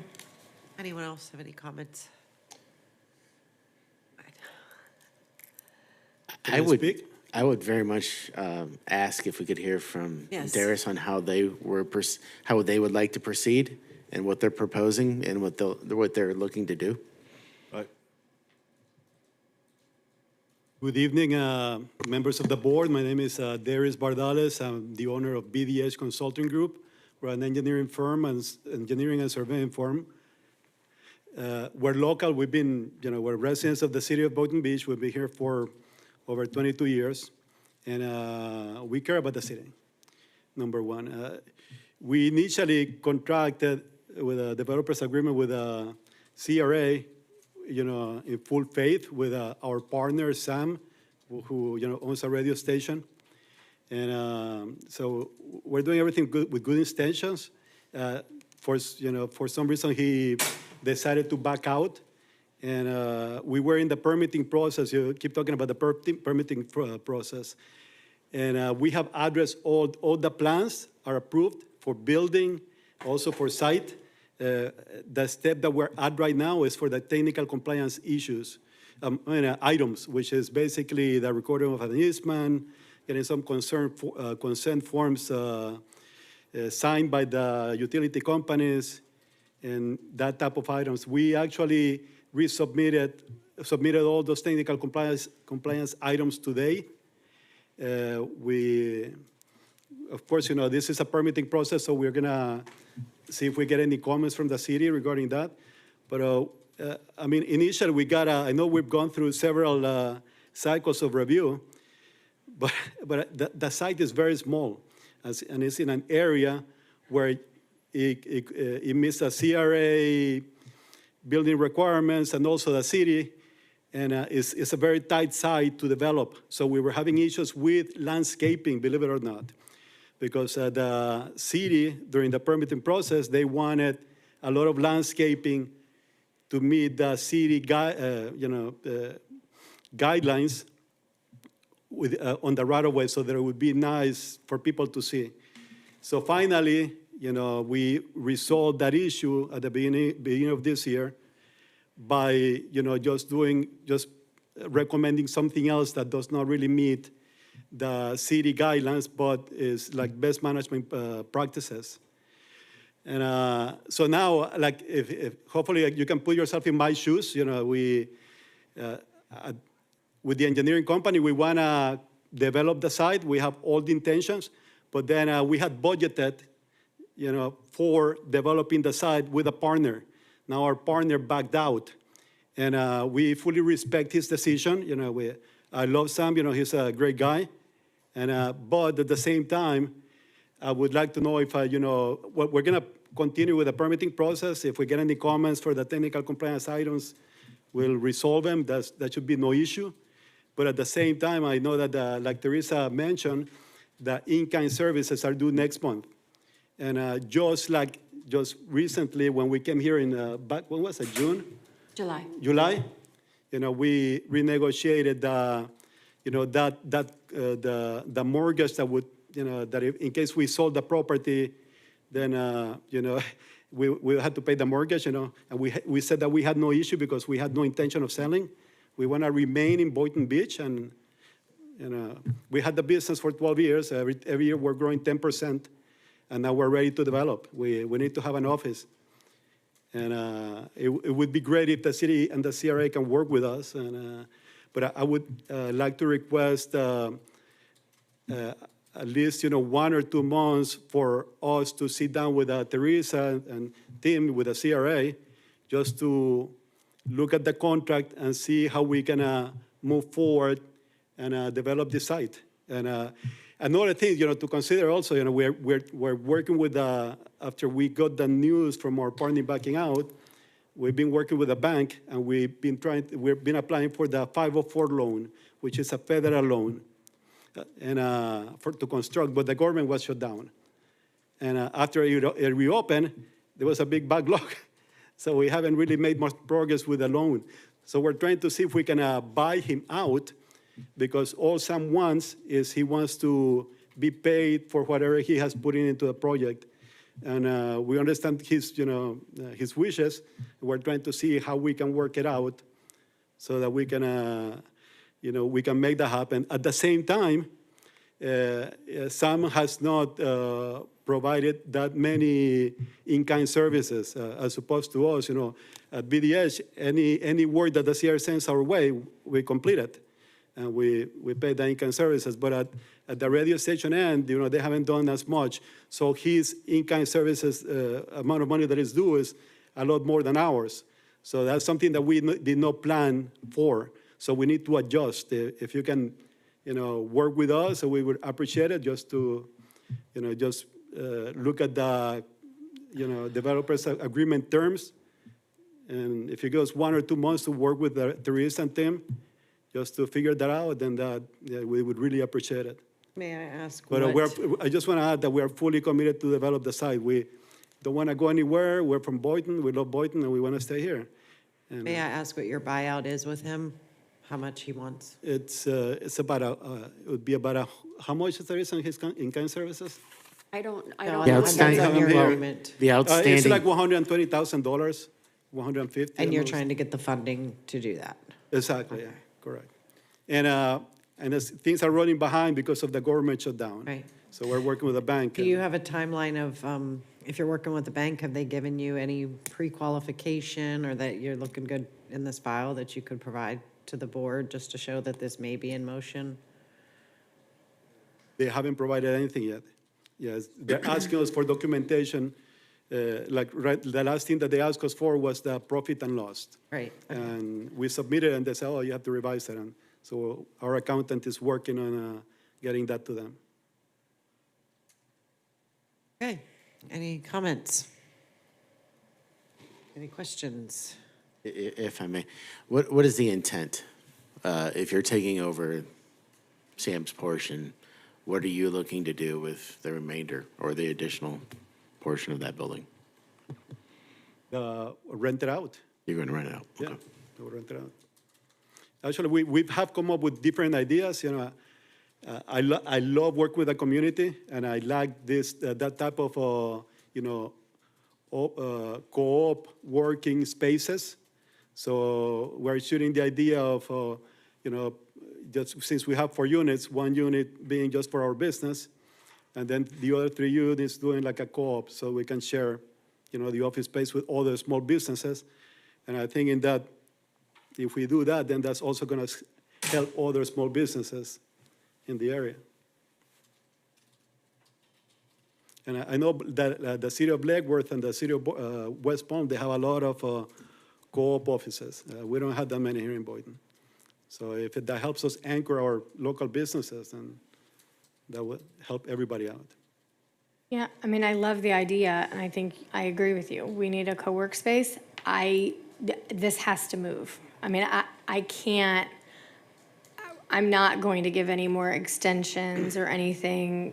Like, we're not revising agreements to give extensions. And like Teresa said, she wants to even put a deadline, decrease the deadline from 2 years to 18 months to just because, and I get it. I understand the financial aspect. I understand you're trying to go for a federal grant, and that is an uphill battle. I mean, we have so many people that come to us that are like, we're looking for federal grants, and then they're waiting years and years for federal grant money because they get denied and they have to reapply, and it's a very difficult process. So, I mean, next month, we'll be talking about this again, right? And so by the next meeting, by next month, then I would expect that you would meet with meet with CRA staff and have a plan in place, and we would have more of an understanding of the direction that you're going in, and you'd have a plan with your co-owner and a plan to move forward, because believe me, I want to support you. You're a city resident. We want you to succeed. We want a co-work space. it's a prime property that we're sitting on too, and you have to understand that we're looking at 5 years and to still be looking at dirt, so. May I speak? Okay, so, I mean, we're, during the meeting today, one of the items is to revise the developer's agreement. And it actually shortens the time from 24 months to 18 months. So that actually negatively affects us. And I mean, just in the same manner, you mentioned that you do not want to revise the developer's agreement, but that's in fact what we're doing right now. And we're just asking, that please, be lenient with us and please work with us and so that we can develop the property. Yeah, And, we're having a local business. right. And No, I so- understand. We're having a discussion right now. I was merely saying that in a month, we're going to come back and have this discussion. And by then, I expect that you will have met with CRA staff and have a plan in place and some direction on timelines that you think are reasonable and expected for you to be able to comply with. So we have some sort of movement forward, because what we've seen is, I talked to city staff too, so I know what's happening on the permitting end, and it's been sitting and waiting for comments back. And so there has to be some constant movement of this moving forward for us to continue to kick the can down the road. And I'm not trying to, I'm just being honest. This is why we're up here, is to make sure that Boynton Beach is the best that it can be, and they're not looking at dirt. And we're looking at dirt 5 months or 5 years later. And so I just want to have a plan. I want you to work with CRA staff, and I want you to come up with a plan that is reasonable and that makes sense and that we're okay with and that you're okay with. And if it's not, then we'll know in a month. Exactly. And we'll come back and have a discussion in a month. If we can reconvene for February, that would be great. That gives us enough little time. But we have a because of the deadline in holidays. January. Oh, Go ahead. is there, okay, I do want to say we something. have that. I've had, kind of like off topic, but somewhat relevant. I've had a lot of constituents have issues with permits and things of that nature. Sometimes they have to come back multiple times for multiple things. I've been told that they've requested stuff after the fact that wasn't originally requested. So I did have a conversation with city staff about it, and they're working on a solution. But the same way that it happens to local residents, it could also happen to business owners. And I think that there's that opportunity where it might have happened in this case. At the same time, we did in fact have a government shutdown for probably the longest one in our history. I would say, is there a possibility for us to do something to give a little grace to this business owner to reconvene within 60 days instead of 30 days? We're literally in December, about to be in the holiday season. A lot of things are closed for the holidays, and I don't know that 30 days would be reasonable to come back in the meeting in January. I do understand there's some sort of a deadline. I wonder, is there anything we can do to potentially change that or no? So let me just to clarify, the in-kind services will be due on January 21st. How much is that? After their in-kind services right now stand at 159,910, so almost 160,000. They won't be in default until after January 21st. We're not going to have a meeting, there's no sense meeting in January anyways. So that would absolutely push us to February. I just wanted for clarity, because it's not going to be like the 1st of January, and we'll bring it back to you at the January meeting, so. Unless we wanted to pursue an amendment that might head off a potential default. So if we wanted to pursue an amendment that would perhaps incorporate deadlines, but allow some flexibility. Which is in why I in-kind wanted the services, so- conversation to happen before the next meeting, Right. but before the deadline, so unfortunately, I think we have to keep the hard deadlines, because if we don't, then he's in default. And then we're talking about waiving defaults or other issues. And so if we're going to come up with plans and timelines that make sense for everyone, we have to, it has to be done sooner rather than later. And in this timeline, Do you know that would you know in 45 days if you're going to be able to get funded or not from a bank? Your accountant's doing your P&L, you're submitting it. I mean, pre-quals don't take that long. I will submit what they asked me for, but I cannot foretell what they're gonna say. Okay, well, I Yes, think that yeah. that's something that has to be involved in this. I mean, much like again, real estate and loan, there's a time period. And Okay. you apply for a loan and they give you an answer pretty quickly, Yeah. so I'd get on your CPA. I will find out, and if I get a response, I'd just I'll like let you that know. to be in this timeline of whatever we decide to do. Go ahead. I mean, the fact that we traded in-kind services for this whole deal is just fishy in itself, and it's been 5 years. I mean, hell, this is probably the same board that did Town Square. I mean, the only difference is we got a reverter clause in this deal. I mean, this is insanity. Listen, I'm gonna go with consensus. My opinion's a little bit bullish. It's been 5 years. We have a reverter. You know, we'll see what happens next month. I understand things take some time. The city's growing at the fastest rate it's ever grown, and we can't get enough people in our building and engineering department to help process all this. But I mean, this was just, to be frank, this was a horrible deal by the former CRA board to trade $100,000 in professional surveying services and then $95,000 for the advertising credit's even worse. And, you know, I mean, it just, I can't really stomach this. I don't know what can happen from now until January and now until February, but I think we're going to be here in February talking about the same thing. So, you know, my position is I would just revert the land back. I mean, that's where I'm at. Thanks. Because I don't know if that's the highest and best use of that land right there. I think there's a lot more opportunity. You know, when we acquire real estate, we're looking at the highest and best use, and you know, this kind of piggybacks or echoes the sentiment of having the CRA really acquire as much as possible so that we can control what the vision is for that highest and best use. Great. So that's Great. that's all I got to say. Thanks.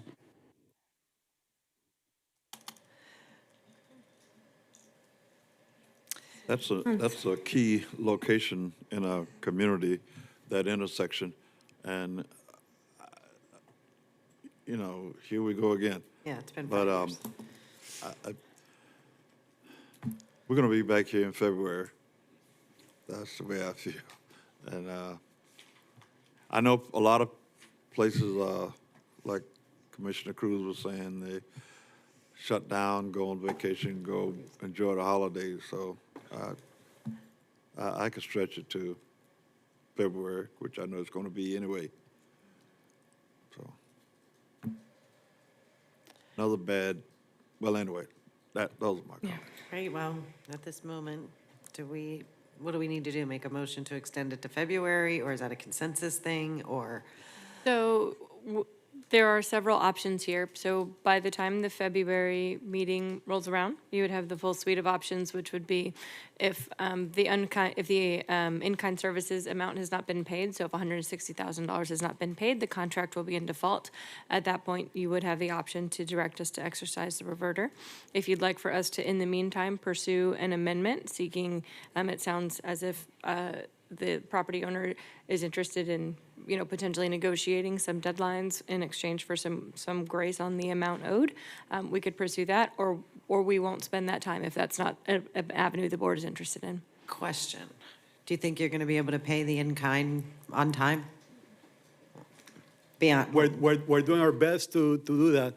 The only thing is that, you know. Answer the you question. have I to mean, understand- it's a month away, so like, you Yeah. know your books. So we had like at our end, you know, we're talking about on the agreement that we had two businesses, right? At our end, we had planned and budgeted for our portion of the agreement. So now we're trying to figure out how we can accommodate for Sam's portion of the agreement as well. And so So I don't have an answer for you. I mean, I can cover my in-kind services, but extending it to, you know, Sam's, that's is the. not. You know. Okay. Yeah. I'm talking in all honesty here, you know, but at the same time, I'm telling you, we're fully committed to develop the site. I I see that you're question on that other. when you don't have your financing in order and your pre-approval, so. Well, we're working on it now. It's been 5 years. The Well, no, market's it's been not up 5 and years. down and interest It is, so. just happened. It hit us like a cold shower.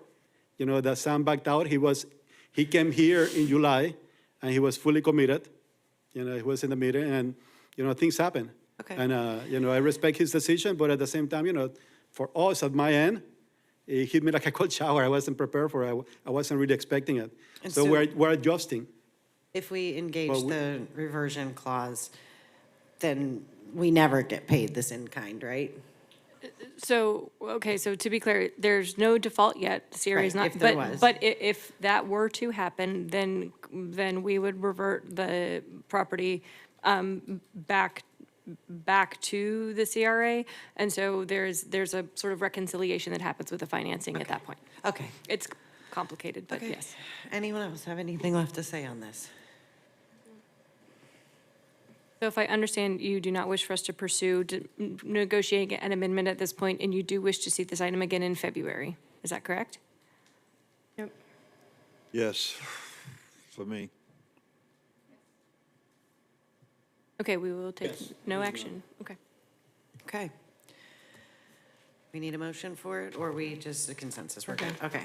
Consensus. All right, thank you, sir. Thank you, Hope it Board. works out. Good luck. Hi, can I just add something? Next time we won't. Hello? be so Sam, can you identify yourself? Sure, Sam Rogatinsky. Good evening. I wanted to address a couple things. First of all, the process with the city has been very, very hard, and even though it's taken 5 years, it's really, I know you have a lot of people working there, but Darius has had lots and lots of obstacles getting through. But that's not why I'm getting out. There's no reason for me to continue because it doesn't make economic sense, what you were saying. For our business, it doesn't make economic sense to build a small office there for our type of business. Initially, we thought we could, but you could rent it cheaper than than building it. So in terms of building, it's a total of 2,700 feet with no parking, very little parking, it doesn't make sense. It doesn't make sense for us to build it. We'd be paying 3 times what we could rent it for, and if we built the building for our type of business, and it doesn't make sense for us. As far as in-kind services, the radio station's been there. We've done a lot of advertising, and they could do all that. They can get all their in-kind services in 1 month.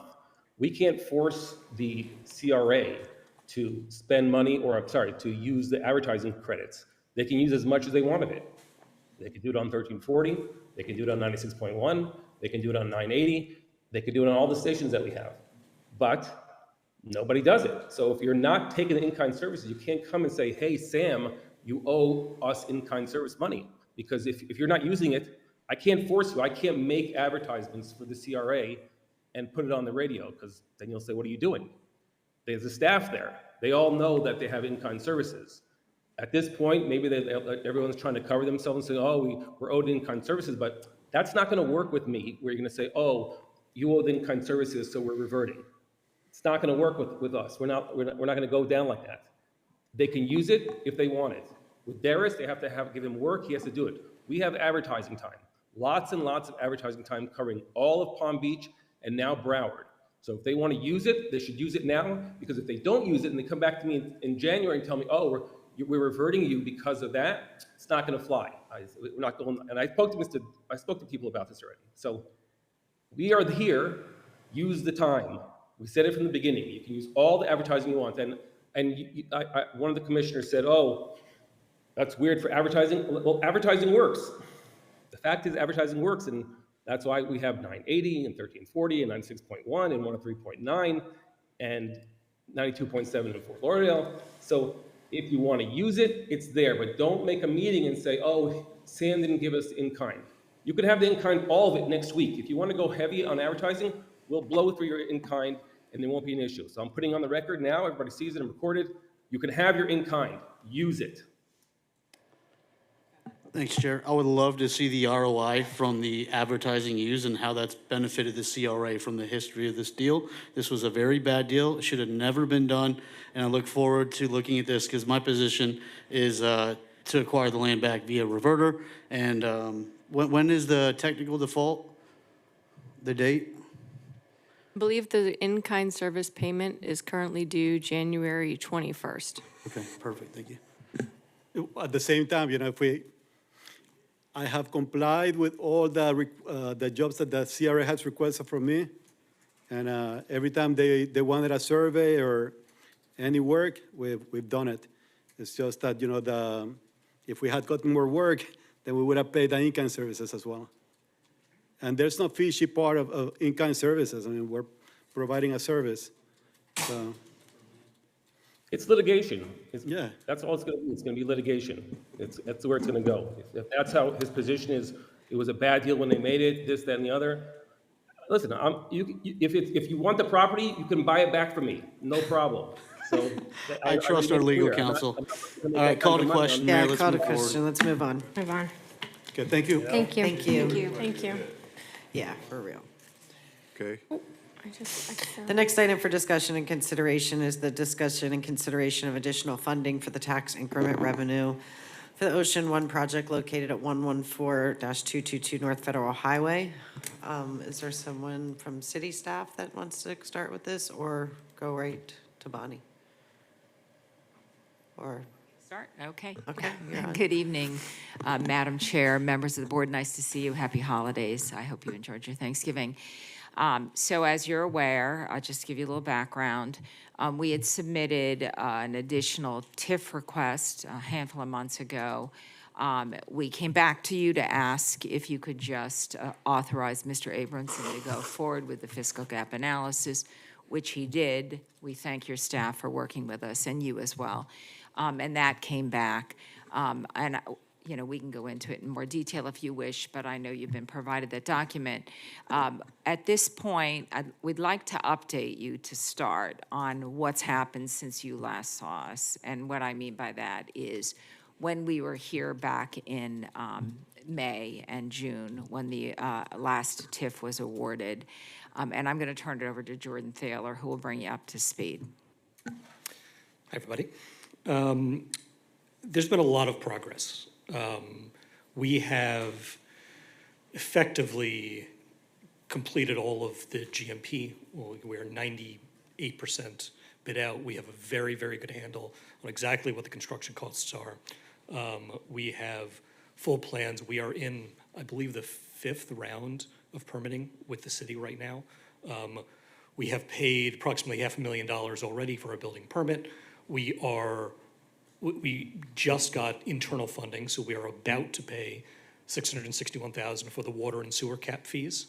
This will then trigger the Department of Health regulation review, and after that, we will, fingers crossed, hopefully have the last round of, and again, I'm not technical, what I believe is the LDP permit. At that point, we should be sort of good to go from a technical perspective.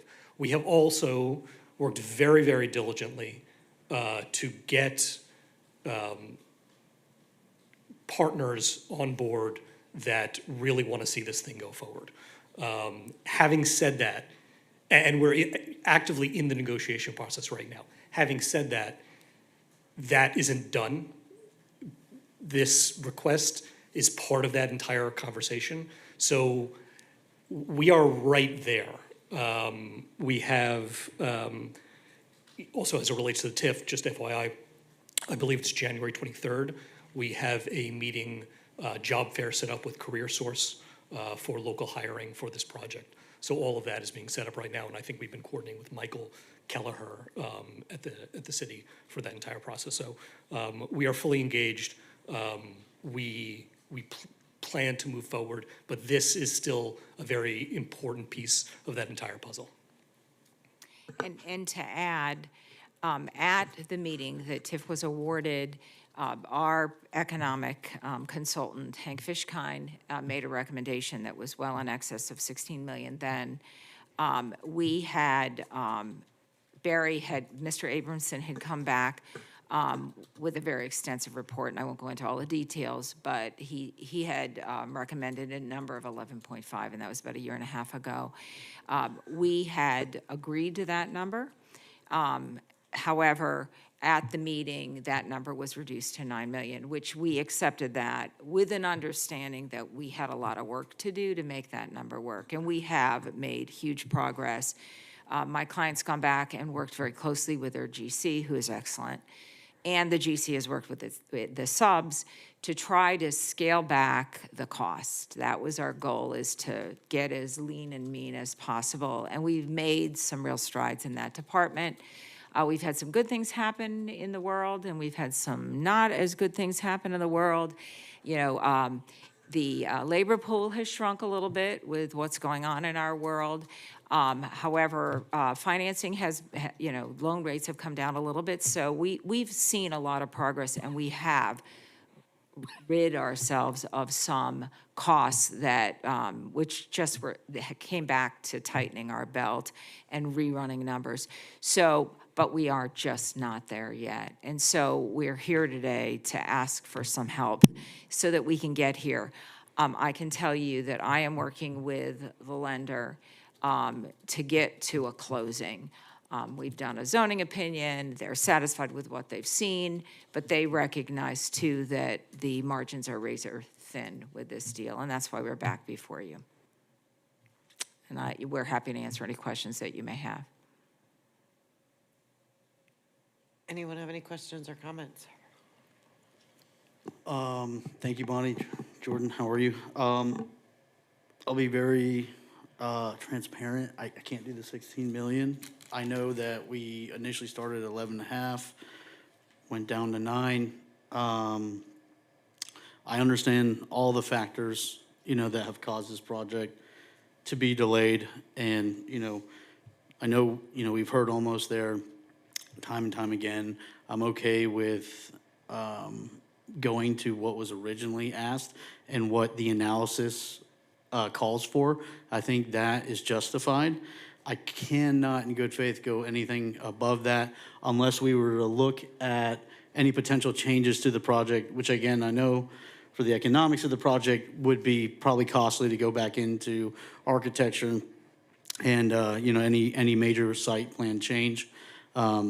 That's my position, and you know, I'm okay to move forward with that original ask. Thank you. You know, because of the justification economically. Outside of that, you know, I don't know, you know, what our other alternatives are between the CRA and then and the city. I do agree. I support that as well, the 11.5. This is such a big piece of our downtown, and for it to just, and again, you know, I go back longer than you, Commissioner Turkin, in the neighborhood, and I'll say it, I remember when it was the Bank of America building and you couldn't go there and you'd get robbed in your car and the prostitutes. And so it's just been, it was a blighted blighted property for so long. And so to me, to leave this empty for this amount, we're so close to having what the residents want is a viable downtown. And I do like the project. And again, this was before my time, but as a resident, a downtown resident, I would like to give the help that's needed to get this thing moving. Thank you. Yes, for me, I agree. I think we need to go forward with the recommended amount, and we need to get this project off the ground. Thank you very much. And I too could support that, go with the original amount. Thank you. Thank you so much. Okay. And I just want to also, for the record, you know, again, don't let the enemy of good be evil or be great, right? You don't want anything to be. Don't let the enemy of You don't let the enemy of perfect. be perfect. That always slides off your tongue so I easily, know, except I for know. right now. You know what? I just don't know what's going on today. I think I'm still upset about the last deal. Oh, yeah. Yes. So, Shook everyone up. You know, what's the alternative, right? The alternative is you guys can't perform, you have to sell the project, then we get a 10, 12-story building or another Live Local project, which, you know, I think, again, you know, is not what residents want to see. You know, we have an opportunity, we can be a partner in the revenue share with the parking. You guys have worked with us. And so, again, I don't want perfect to be the enemy of good. That's It it. is. Yeah. You did it. Thank you. You didn't we think very much about it, appreciate it just happened, yeah. Motion to approve. Yeah. For discussion real quick, because I haven't had a chance to speak yet. It's okay. I mean, you're what we want in that you pushed it all forward. Not knowing if we were gonna get to this point, you guys have not stopped working and stopped pushing this project and being on the phone with city and meeting with city. And if there is a permit issue or some question or you're on the phone with them, what's the solution? What can we do? Is it just stuck on somebody's desk because they're on vacation, or is there really an issue? So it's one of those things where when you hear the opposites, you have a developer who is here who has push forward regardless of whatever rocks have been and boulders have been put in your place, and push forward.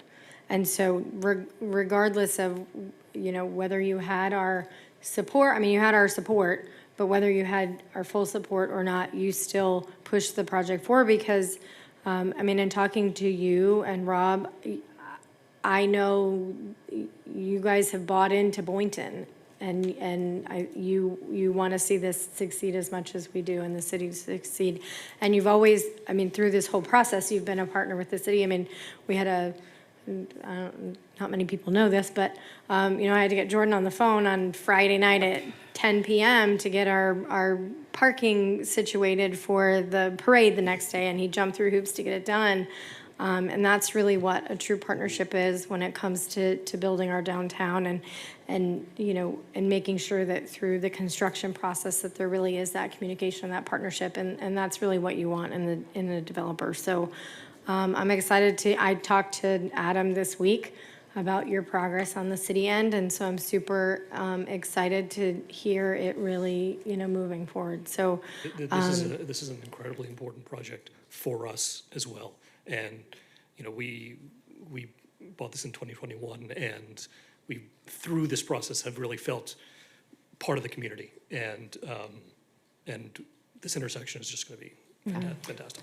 Well, I think you did it, when in the process with Marina Village and the issue, but you didn't hesitate to meet with them as many times as they needed to and make whatever accommodations you could. And so that's really, when you come back and you ask because the environment is different, it's because of those things and because of that partnership that this is, doable and palatable, and we can see it because we see the value in what we're gonna get. That we're not just gonna get a building that then we're gonna have to continue to fight about.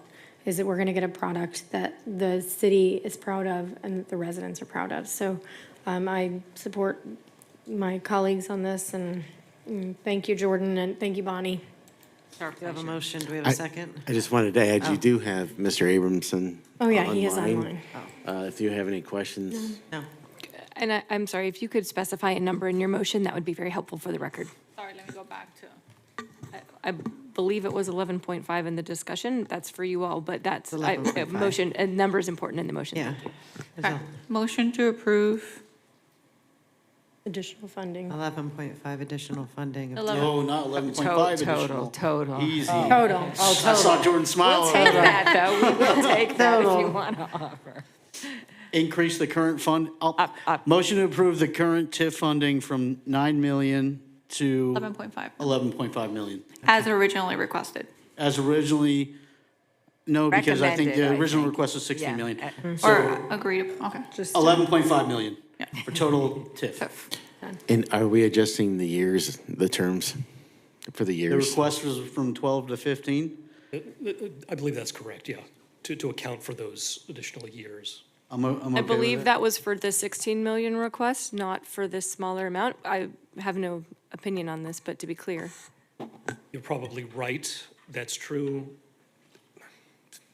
Another year and a half. I need a definitive number for the amendment. So currently, we're at 12, and do we, Yeah, I that's didn't hear any, conversation along the increase in the timeline. And so if we can get some clarification on that. It would be roughly a little over $1 million a year, so an additional 2 years is probably appropriate given the increase. So from 12 to 14. So you're requesting 14?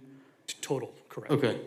So motion to approve the increase of the requested, or the rewarded TIF amount from 9 million to 11.5 million with the change from 12 years to 14 years. Okay, so that's the motion. Do we have a second? Second. We have a motion and we have a second. All those in favor of the motion say aye. Aye. Aye. Aye. All those opposed say nay. Motion passes 5-0. Thank you very much. And your directions, your decorations look fabulous. Thank Well you. done. Thank you. Okay, moving on. We're super proud of them. Moving on, we hope to see you there next year, Jordan. The next item for discussion and consideration is the continued discussion and consideration of 2026 CRA board meeting dates. Who's handling this? Mr. Brown, Mr. Tack? I'm more than happy to. Take it if that's over. okay. Keep Take it it moving. away. No worries. So we had originally discussion about the March 10th meeting and conflict with the municipal election day. And now that will not be having the elections, there won't be Right. positions that we wanted to see if you wanted to reconsider your position on when you would like to have that meeting, either the day before or possibly the day that it's slated to be on March 10th. Have it on the 10th. Yeah, we can just keep it on the 10th. There's no election. Right, there's an I'll be election. out of town. Oh, So, Oh, that's and we do have the referendum there, and so I don't know. okay. Okay, yeah, I think that we want, Yeah. would want you to be there. I'll propose the March 9th if everyone's okay with that. Sure. Okay. Also, the next city commission meeting is January 20th. Our next meeting is January 8th. I just wanted to put that out there in case there was any potential issues for quorum. For It's January also, 8th? yeah, January 8th. It is also supposed to be our joint city CRA Well, that's a meeting at 5 o'clock. Thursday. Yeah. So are we Right. still having a joint CRA city commission meeting on January 8th? Even though our commission meeting's on the 20th, is that the intent? Yeah. Yeah. Yeah, because we're not doing it on the 6th. What are we 'Cause no one was discussing on here. the joint? Yeah. 8th. Are we okay with the Talking about March that 9th? in a thing? minute. Do we, Yeah. To, we got consensus there? Okay. All right, and then January 8th, that's the date of our joint joint CRA city meeting? And CRA What board is the- meeting. what is the agenda for the 8th? We were talking about it in I like think 2 we're items. identifying later in the meeting if what Yeah, the 15 agenda's B. gonna look like. Yeah. So I guess first step is, do we want to have this workshop? Do you So we guys don't wanna have the an workshop? agenda yet. We were There- going to I mean, talk about joint it in a meeting on minute. workshop. There is no defined agenda. We have an agenda item No tonight. defined agenda. but it's coming up. It's coming up coming up. later, in a We're minute. defining the agenda today if we decide to have the meeting. Yeah, it's item So 15B. should we table this until we define an agenda and keep the March Well- 9th meeting? This is my last opportunity Yeah. without a special meeting. Right. No, meaning later in the meeting, like to talk about what we're gonna discuss. Never mind. I'm fine with having the meeting if you guys wanna have a meeting. I mean, I think we do need the January 8th meeting. Yeah, we talked about the joint meeting and. There'll be a lot of things to discuss. City staff is available. Yeah. Yeah, it's scheduled with them Yeah. Okay. from the last meeting. All right. And we don't have I a just want to make commission sure it's meeting that good. I week. want to make sure Yeah, I know. everyone's going to be Meeting for this available. month. Right, and we Okay, don't we'll have a quorum. commission meeting. We don't have a meeting this- next week, so. And we don't have a No, just meeting making the sure. 1st Yeah. of January, so, fine. So we'll still move forward then. yeah. That's good. So move forward, we can come back to this. But we'll do it at 6, because there's 2 meeting times on our calendar. There's a 5 o'clock joint CRA board commission Correct. meeting, and then a CRA board meeting at Following at 6. because we moved our 13th meeting because of Palm Beach County Days to the 8th. Correct. So we're having a CRA meeting on the 8th, whether we like it or not. We're just talking about whether or not we're having, right, and so then that's, right. So, Okay. are you anticipating our January 8th meeting being heavy, where we can't start at 6 for both? I have no anticipation of that at all. I just was looking at your schedule and I knew that there were, your next meeting was January 20th. So I just want 6 to make sure o'clock that was a you're all better here. start time for, I think, for most of us so I'd rather start at 6 than 5 for the joint meeting, fine and with then the CRA meeting immediately after. Everyone okay with that Yes. part? Okay. You okay with that? Okay. So we'll start the consensus joint is at good? 6, and the CRA board meeting will follow. And we'll coordinate with the city to make sure they're on page. Awesome, thank you. I think we need a motion to amend the date of the March meeting, though. Okay. Motion to amend the date of the March meeting to March 9th. Second. We have a motion to amend the March meeting to the 9th. We have a second. All those in favor say aye. Aye. All those opposed say nay. Motion passes 5-0. Next item for discussion and consideration is the discussion and consideration of audited financial statements fiscal year 2024-25. Mr. Barr Jenkins will be presenting this item. Discussion and consideration. Pardon me, I know, it always has it. I know it's. I don't know why. Good evening, Board. Good evening. Jabari Jenkins, Accounting and Finance Manager. I will be presenting some highlights from the fiscal year 2025 audited financials. As you're aware, our financials are audited. The financial records are obtained for reasonable assurance, and that the statements are free from any material misstatements. And for this year, the auditor opinion is that the financial statements was presented fairly in all material respects, respective to the financial position of the governmental activities for each major fund of the agency. This will be our 17th year that we have received clean annual audited financial reports. I think that deserves a hand.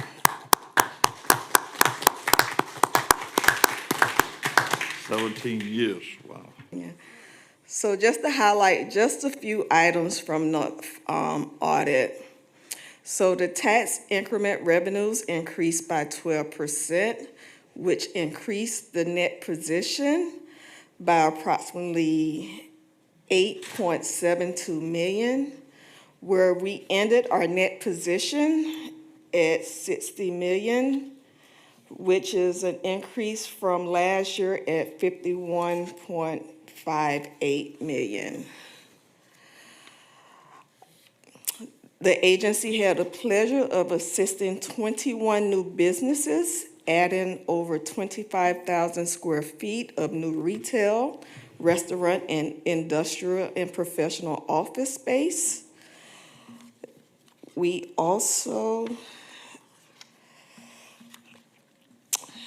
ended our fiscal year with an outstanding debt of 2.26 million. So for 2026, that will be our last debt payment on the bonds that we have currently. In our capital asset, we acquired 1.7 million in capital asset. We transferred or deleted approximately 10 million, which left our capital asset at 23 million for the fiscal year. Our long-term liabilities, which are our bonds, we are currently at 2.2 million, and as I stated, that will be paid off in 2026. With our audited, we have an unassigned amount of 2.6 million, which will be discussed later. This is the amount that we usually reallocate in January, so that'll be discussed in more detail later on the January agenda. But we have unassigned 2.6 million that we can reallocate. And those are the items in which I highlighted from the audited to be mentioned tonight. Any questions? Thank you.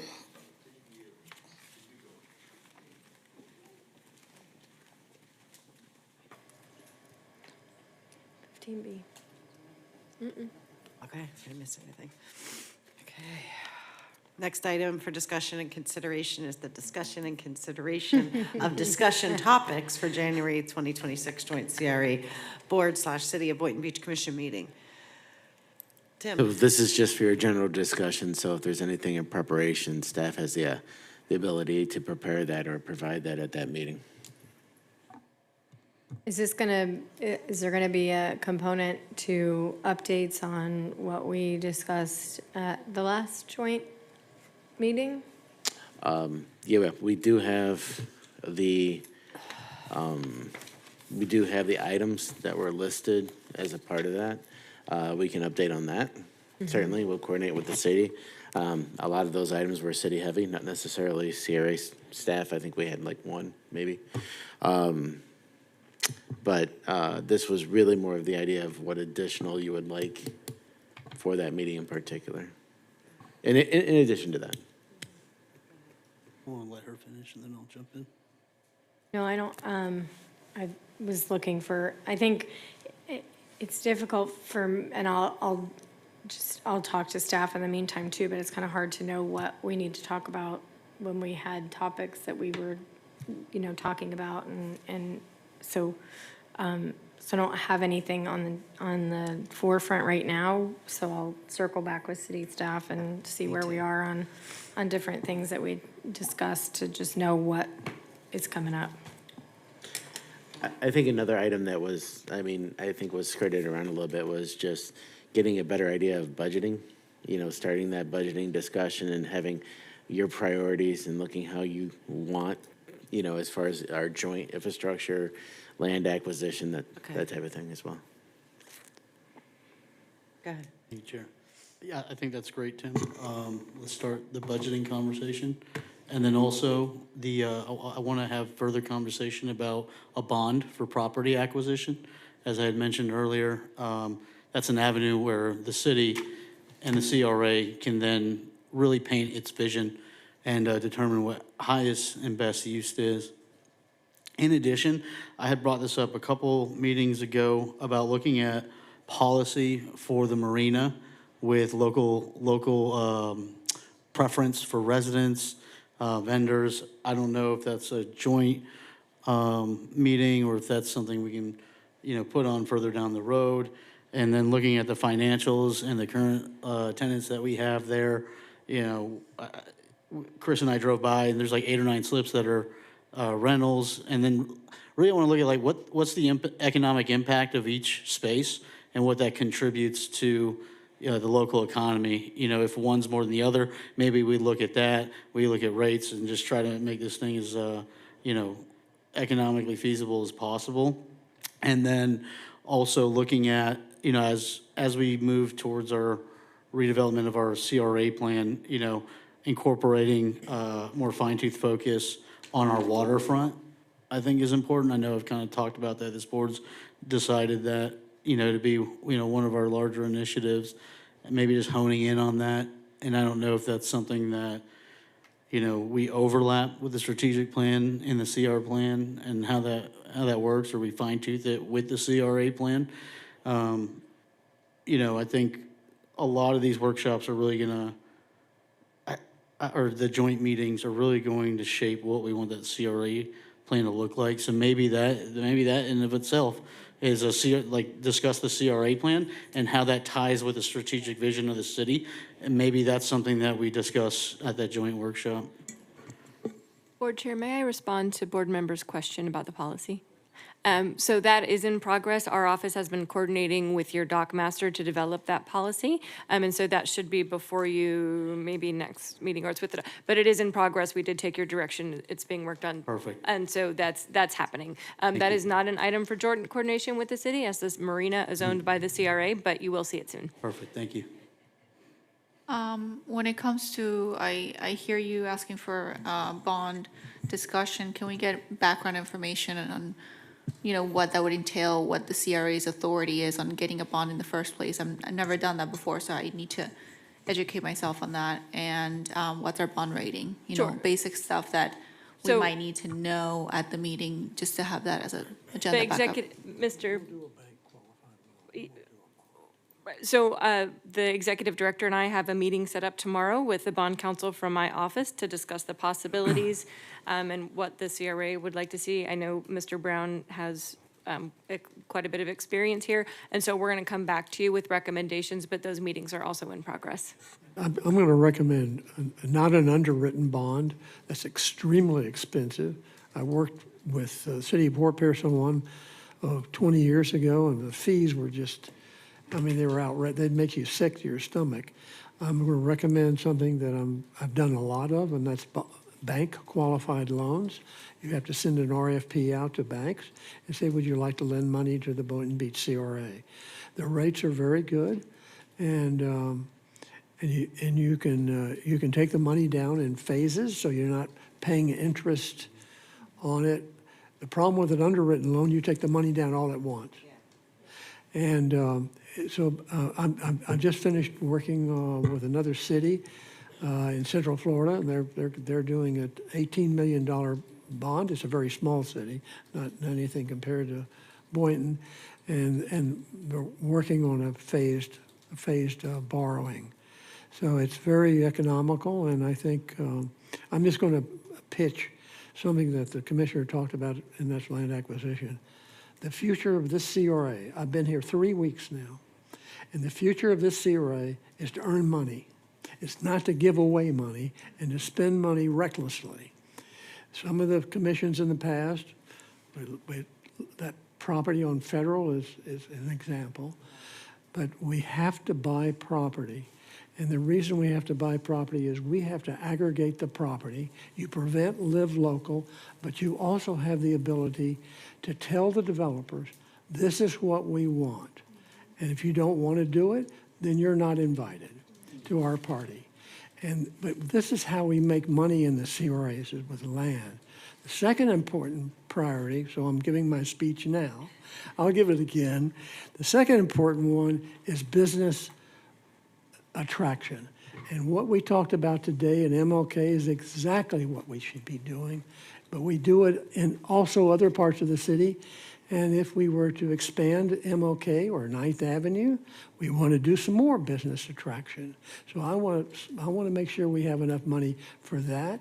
And for some of the new businesses that are coming in, all of these new multifamily projects, we got to be, and I've talked to Bonnie about this, we're going after a coffee shop for the villages right now. We have a meeting next week from this Friday. We're going to go visit a coffee shop, and we're going to take Manny Mato with us.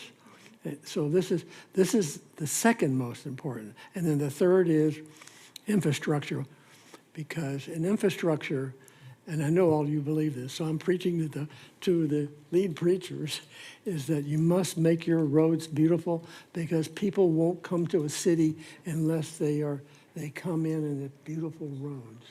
And that's why people live here, work here, and spend their money here. So that's my priority of how we make money. Okay? Great, I love it. Okay. Any other questions? Any other thing we need to do before we wrap it up? No, Rebecca used them all. What? I used a whole box. I used a whole box of Kleenexes up here, just so you know. I'm sure you guys can hear it. That's what happens when I'm out and about so much. Okay, so we are. I do have a comment to technology back there. I think your mic's these on. two screens. They should face us. Huh? To face us. Yeah, something. Make it come on one of these screens there. I like to see People's faces too. of I've the been asking them speakers. since I got Yeah. What do you want to do? Yeah. Turn. I got my mic on. Yeah. Yeah. I like to see the faces of people who are talking to us online, and I don't want to have to peep around. I can't see the screen. So can technology work something out? Put it up here, down here, somewhere. Yeah, I agree with you. And also, Put another screen. while you're doing that, look into putting the what do you call it? Caption. The caption. words, Closed caption, so I can yeah. read it. That is on that one. It's on that one. Yeah. It's on that one, and we need to be able to see it up here. So Okay. just kind of put that on the Put an extra I'm with TV you. up here. yeah. Might need an extra TV. Considering I'm just starting to be able to see again. Is Thank there goodness. anything else from my colleagues, or if no further discussion, do I have a motion to Motion to adjourn? adjourn. Second. We have a Merry motion. Christmas and happy holidays. Merry Second. All Christmas, those in favor everyone. say Happy aye. holidays. Happy Aye. Hanukkah. All those in favor say aye. Aye. Bye. All those opposed say nay. Thank you so, motion passes. Thank you so much. Have a great holiday season, everyone.